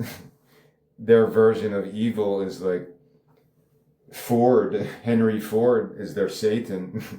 Henry Ford, he's the one that made these cars that killed so many of my ancestors. So it's a different perspective of what life is. If you come back in your next life as a deer, you'll have different things to be concerned about, like wolves and other wild animals and freezing to death. I guess deer could also do that. I don't know what the life expectancy of a deer is. How long do they usually live? I don't know. There is a mystical quality to deer, though. Maybe it's because of being a kid and thinking of Santa Claus and reindeer. But yeah, there's a mystical quality to deer. I don't know. Maybe it comes up later in some of these episodes as well. But yeah, I do have a connection to deer. If I really could live however I want to live, like if I really did have fuck you money, I'm talking fuck you money where you can do whatever the hell you want on a day-to-day basis, never worry about running out of money. I would buy like a shit ton of property and just raise deer or something like that. But that's a tricky thing too. Maybe I don't want to do that too much because deer can get overpopulated and then you're causing an imbalance in that ecosystem. I don't know. There's a lot of concerns with that. But I think I would like have a deer farm and just have deer roaming free, reindeer. Supposedly you could drink reindeer piss and it's like a psychedelic, but don't take my word for that. I'm probably just making that up off of something I heard off of Terence McKenna's speech or something. I think there is something to that. I vaguely remember stories about that one type of magic mushroom. It's red and white, and it kind of looks like Christmas colors, like Santa Claus, and parts of like Russia or Siberia where reindeer are. There's some folklore about drinking their piss or drinking a shaman's piss after he drank their piss.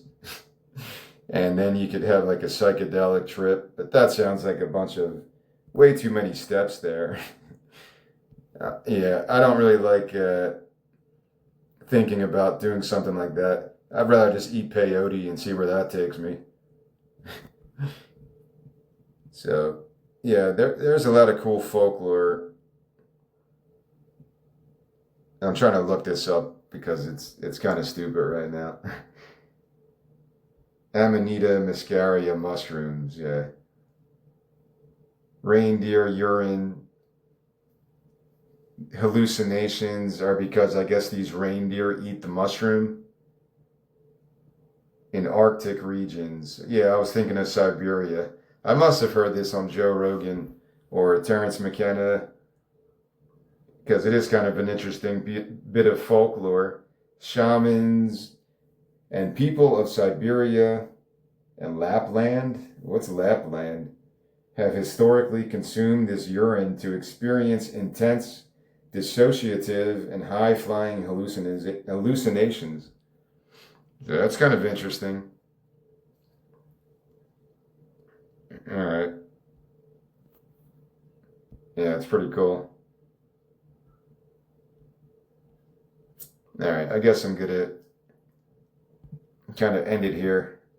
Once I start talking about reindeer piss, I'm really going off the deep end here. Hey kids, guess what we're doing this Christmas? We're going to Siberia.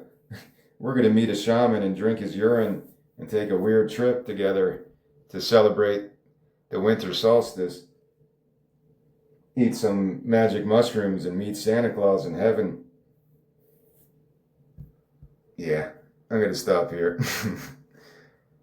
There's not much more I can talk about. I think it's pretty obvious what I'm going for here. This is like a Hunter S. Thompson story. Somebody told me that somebody read this script years ago when I first shared it with people and online, and somebody messaged me back like, "Are you a fan of Hunter S. Thompson?"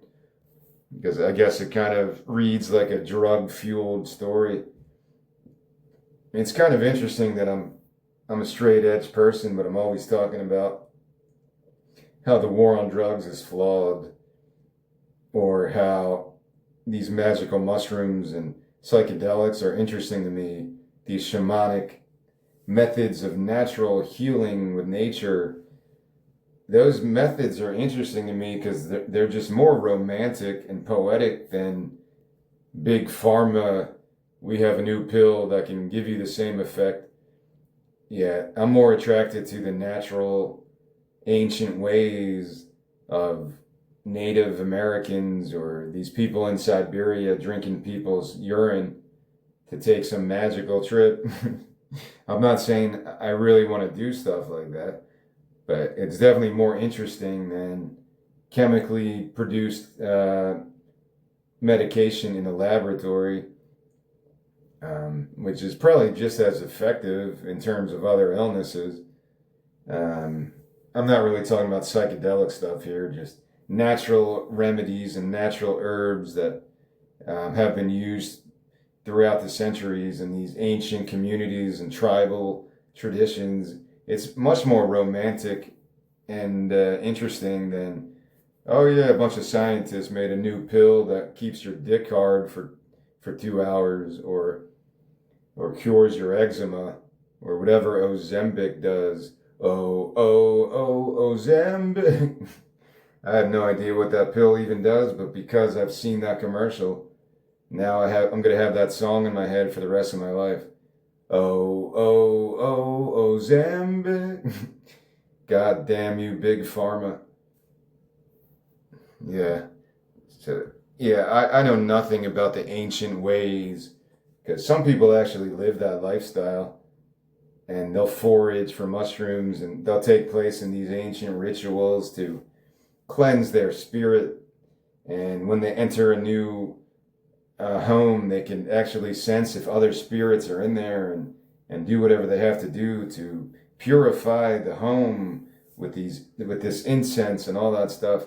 I'm not trying to make fun of that. I'm just saying I don't know that lifestyle. I didn't grow up with it. My only knowledge of it is through movies and podcasts, listening to Terrence McKenna for 6 hours, trying to pretend that I know what he's talking about. Some people actually live the real bohemian lifestyle, like Shel Silverstein. He did, a lot of children's books, but he also worked for Playboy, traveled the world in the 60s, and just had crazy sex with all kinds of women, wrote songs for Johnny Cash, and did all kinds of stuff. Like, I guess he was considered that bohemian lifestyle type of guy. But yeah, it's interesting to mention that, because that is the kind of theme of this story in a nutshell. You have Deer and Man, they're both kind of wayward souls, not knowing where they're going. Man is actually going away from Atlantic City, wherever he's going, I don't know. And Deer wants to go towards Atlantic City, but they're equally as just non-existent in terms of a successful life, how society really defines success. So it's an interesting look at how these two stories coexist together, these two characters, and how they end up at the end. And I'm trying to make it as open as possible without being like preachy, because that's not my intent is never to preach a lifestyle to people. I'm the voice that just says, hey, I don't do drugs. I'm not interested in drugs, but I think the war on drugs was terrible. I don't think it really accomplished its goals, but I guess that's a deeper conversation too. I believe people should be able to do what they want with their consciousness without the government putting people in a cage if they do so. Even that doesn't mean if all these drugs were federally legal, I would want to do them.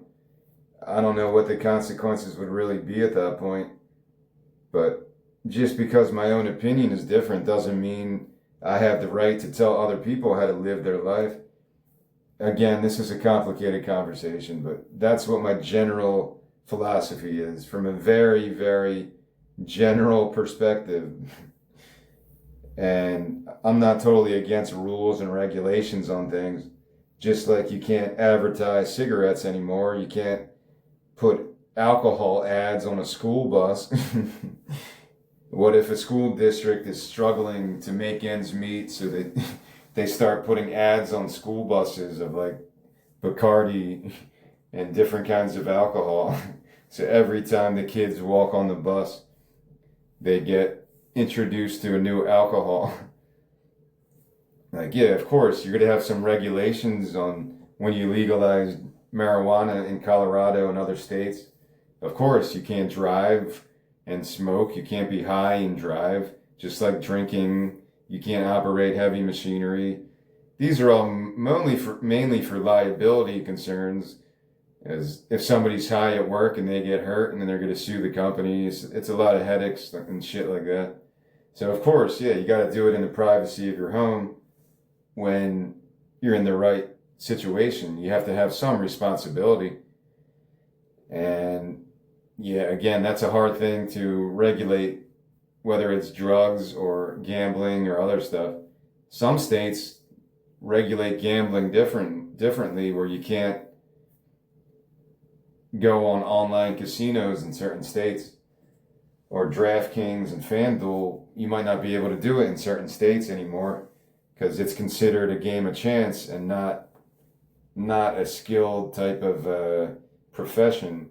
There was a legal case over that to determine if daily fantasy sports was like poker or was it a game of chance.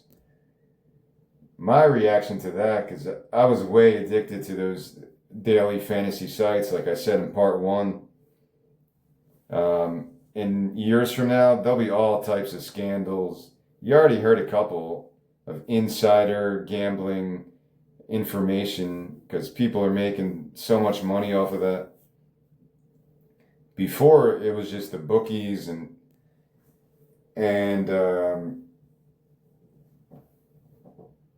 holding the gambling public hostage because possibly the referees could be fixing the game. So, the Sixers have to win by 6 points in order to meet your bet, and they're only down by. They have to win by 5, or they have to win by 6. Right now, they're up by 5 with 5 seconds left. Oh, they call a foul, so now there's 2 free throws, and they win by 7. Was the referee aware? Because that was already proven in Philadelphia.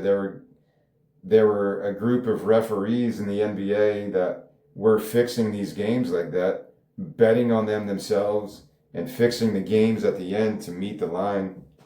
It's already been proven, but with DraftKings and FanDuel, guaranteed there's going to be so many scandals that come out in 10, 20 years about, because now you can bet on how many points a player will score, the over-under. Will Kyle Schwarber hit a home run in the 3rd inning?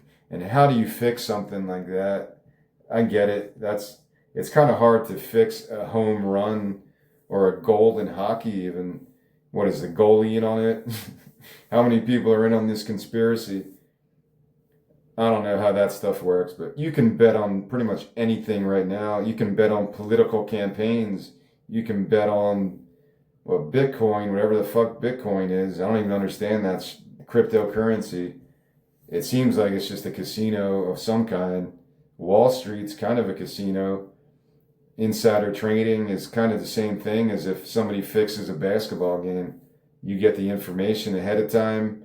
You could maneuver your investments however the fuck you do it, because I don't understand that stuff. My knowledge of Wall Street is like from the movie Wall Street from the 80s with Charlie Sheen and Martin Sheen and The Wolf of Wall Street, Scorsese movie. That's like my knowledge of Wall Street. You tell me, what's a dividend? How do you short a stock? I vaguely could give you a response, but yeah, I really don't know. It's all mumbo jumbo. I have no idea how that shit works. But yeah, guaranteed. If there's an ability for a lot of people to make money off of something like DraftKings, there's definitely going to be a corruption of some kind. I think there already was in basketball, maybe in football too, of players that are participating in some kind of fantasy gambling like that. So yeah, certain states kind of got ahead of that curve and tried to make that stuff illegal or make it harder for the citizens to get addicted to it at least. I kind of remember learning about that. But I guess I'll end it here. That's a good place to end it. The question between regulation and freedom is the ongoing debate because it's just very complicated. You can't make everybody happy. And yeah, all you can do is kind of bring common sense and transparency back to the political arena, because I think all that shit has left the building a long time ago, like Elvis. Political transparency has left the building. But it's true, like, you never really know what people's motivations are. You realize you're being manipulated by both sides, but you don't know which one is better or worse, or which one will keep you fed, which one will keep you in survival mode, which one will give you your next opportunity. It's almost like that's what it is now. If I vote for this manipulation, how will this affect my life? If I get manipulated by the other side, how will that affect my life? It's a weird type of a conversation when you think about voting. That's how I think a lot of people view it like that. unless you're like deep in on one side, if you're trying to be objective and kind of stay independent and you're viewing things like that issue by issue, it's hard to do that anymore because you don't even know what people stand for. To maybe it's just my fault. I don't do enough research on it, but I feel like it's tougher these days to really get a sense of a transparent conversation with any candidate. What am I saying? Am I being that naive? Like, politicians don't tell the truth? How dare you make such a claim? Yeah, no shit. Like, it's always been like that since the Greeks and Romans. But I just feel like it's a ridiculous degree at this point where it's just like, yeah, when you go, if you try to be unbiased observer issue by issue, it's very difficult to exist like that because I think there's manipulations like all around from every angle. And it just gets all muddled like that until you just give up and say, like, all right, whoever's in charge, good luck. Please don't blow us up. And and good luck to you. Godspeed, sir or ma'am. And yeah, I don't think that's the best approach to how to govern a society and to give people a hopeful look towards the future. I'm not trying to sound all cryptic and nihilistic and cynical, but that's just how I really feel about shit. Like, I can't disguise it and say, oh, everything's so beautiful. There's a war going on. There's this economic inequality and racism, and maybe this shit isn't even that bad, but it's just promoted by certain groups to keep these narratives going because it's almost required in a system like this that's built to divide people up into these groups and keep people fighting against each other. I think, that's kind of a basic political science 101, the divide and conquer type of a maneuvering that sometimes happens. Sometimes it's subtle and sometimes it's right in your face. Like, I think that's how it is today, but yeah, I try not to follow it as much so I don't have these stupid conversations with myself. I'd much rather not write stories that are, I don't know if that's the right thing to say. I'm proud of a story like this. I think it brings about a lot of these relevant topics, and it does so in a non-preachy way. I'm not saying who's right or wrong. I'm just kind of pointing out how historically human beings have kind of been in this rut where we like to divide each other up by these tribal modes or traditions, and it's hard to get out of that cycle because everyone's so deeply entrenched in it, like it's quicksand. And some people get out, some people start a new movement. Mormons, they started a new branch. They seem to be doing all right. I don't know any Mormons, but they seem like happy people. The Branch Davidians, not so much. The Branch Davidians kind of just, do any of them really exist anymore? I don't know. I don't think the FBI just totally incinerated the whole compound, so there must be some who survived. They'd be interesting people to talk to about their experiences. I'm sure it's already been done. These last like 4 recordings, I keep bringing up Waco, Texas. Maybe that's in my subconscious for some reason. It plays a role in this story. Man is kind of the cult leader at the end. I don't think that was his intention, was to manipulate people. I think he was just so blinded that he wanted to find meaning in his life so badly that he convinced himself that he was speaking for God. And I don't think you could have a better definition of a false prophet. Some of them do it for money, maybe more of the televangelist on TV. oh, for only $500, we can heal this boy. That's a general cliche response when you think of televangelists on TV and shit like that, that it's all just a scam to get money from people. Um, but maybe some false prophets are actually delusional and they really believe they're Jesus. They truly believe it. They're manifesting this Messiah complex to such a high degree that they really genuinely believe that they're being called by God to lead this new movement in whatever name, whether it's Jesus or some alien god like the gatekeepers or something like that. There was a cult that kind of believed aliens were coming back, and I think they all killed each other, or they had one of those group suicides where everyone, Heaven's Gate. Yeah, Heaven's Gate. That was one of the more popular ones, or more common ones people talk about. Heaven's Gate was an American religious movement known primarily for the mass suicides of its members in 1997. It was actually founded in the 70s. That's pretty interesting.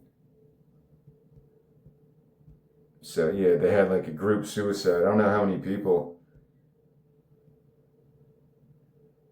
Yeah.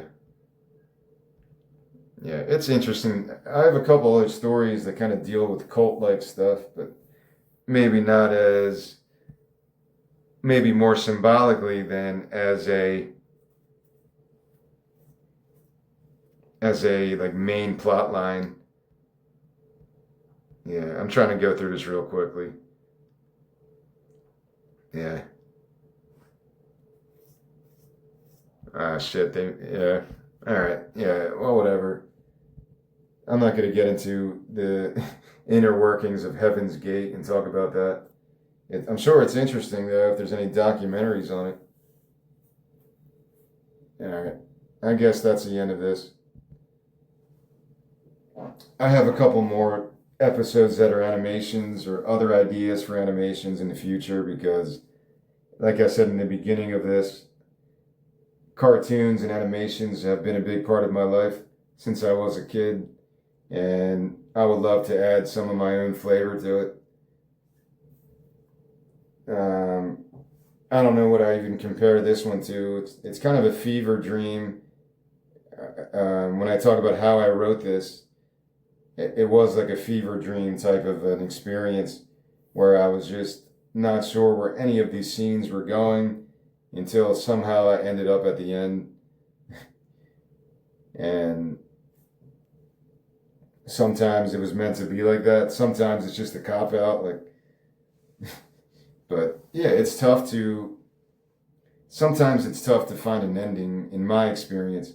In my limited experience writing screenplays, I can develop a pretty good story with conflicts and a pretty good dialogue, but it's hard to end it in the right note.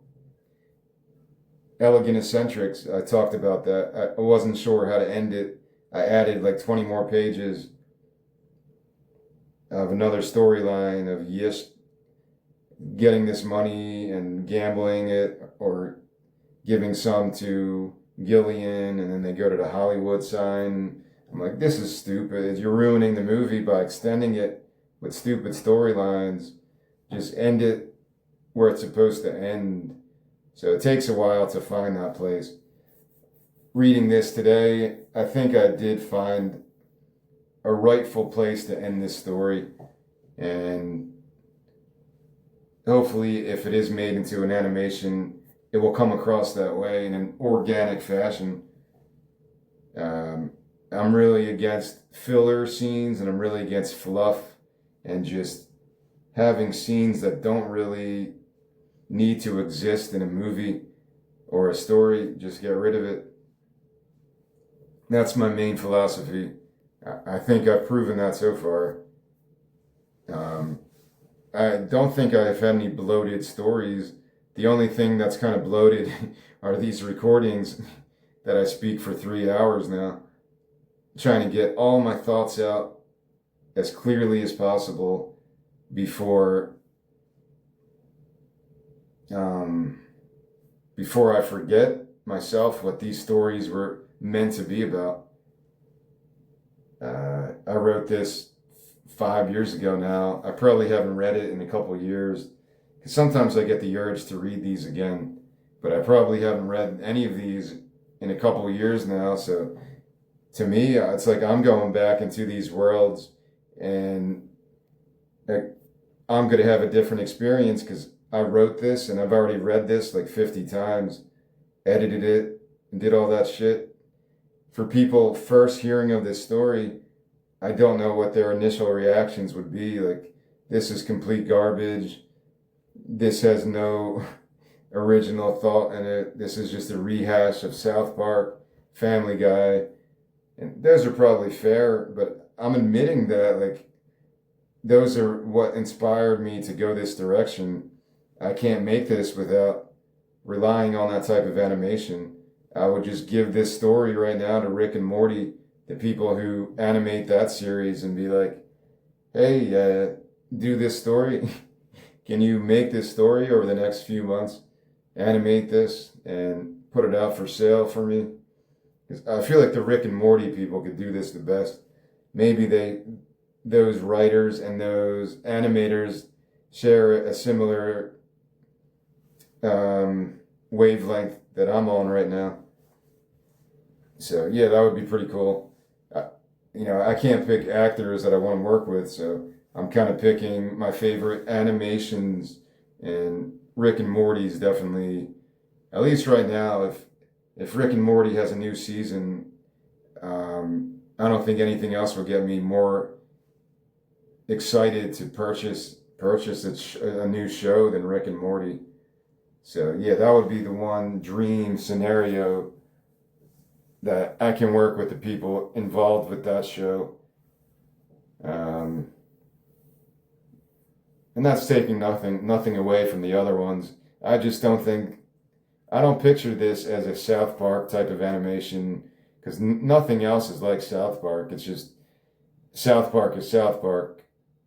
You can't steal their type of a aesthetic. It doesn't work in any other show. It's just like The Simpsons, I guess. It was a unique type of animation. Rick and Morty, it's a unique type of animation as well. More on the story and the dialogue, and the way they design some of those heavy science fiction topics. But I feel like that the style of the animation could work for this story. That's how I kind of see it in my head. And all right, I think I'm out of things to say at this point.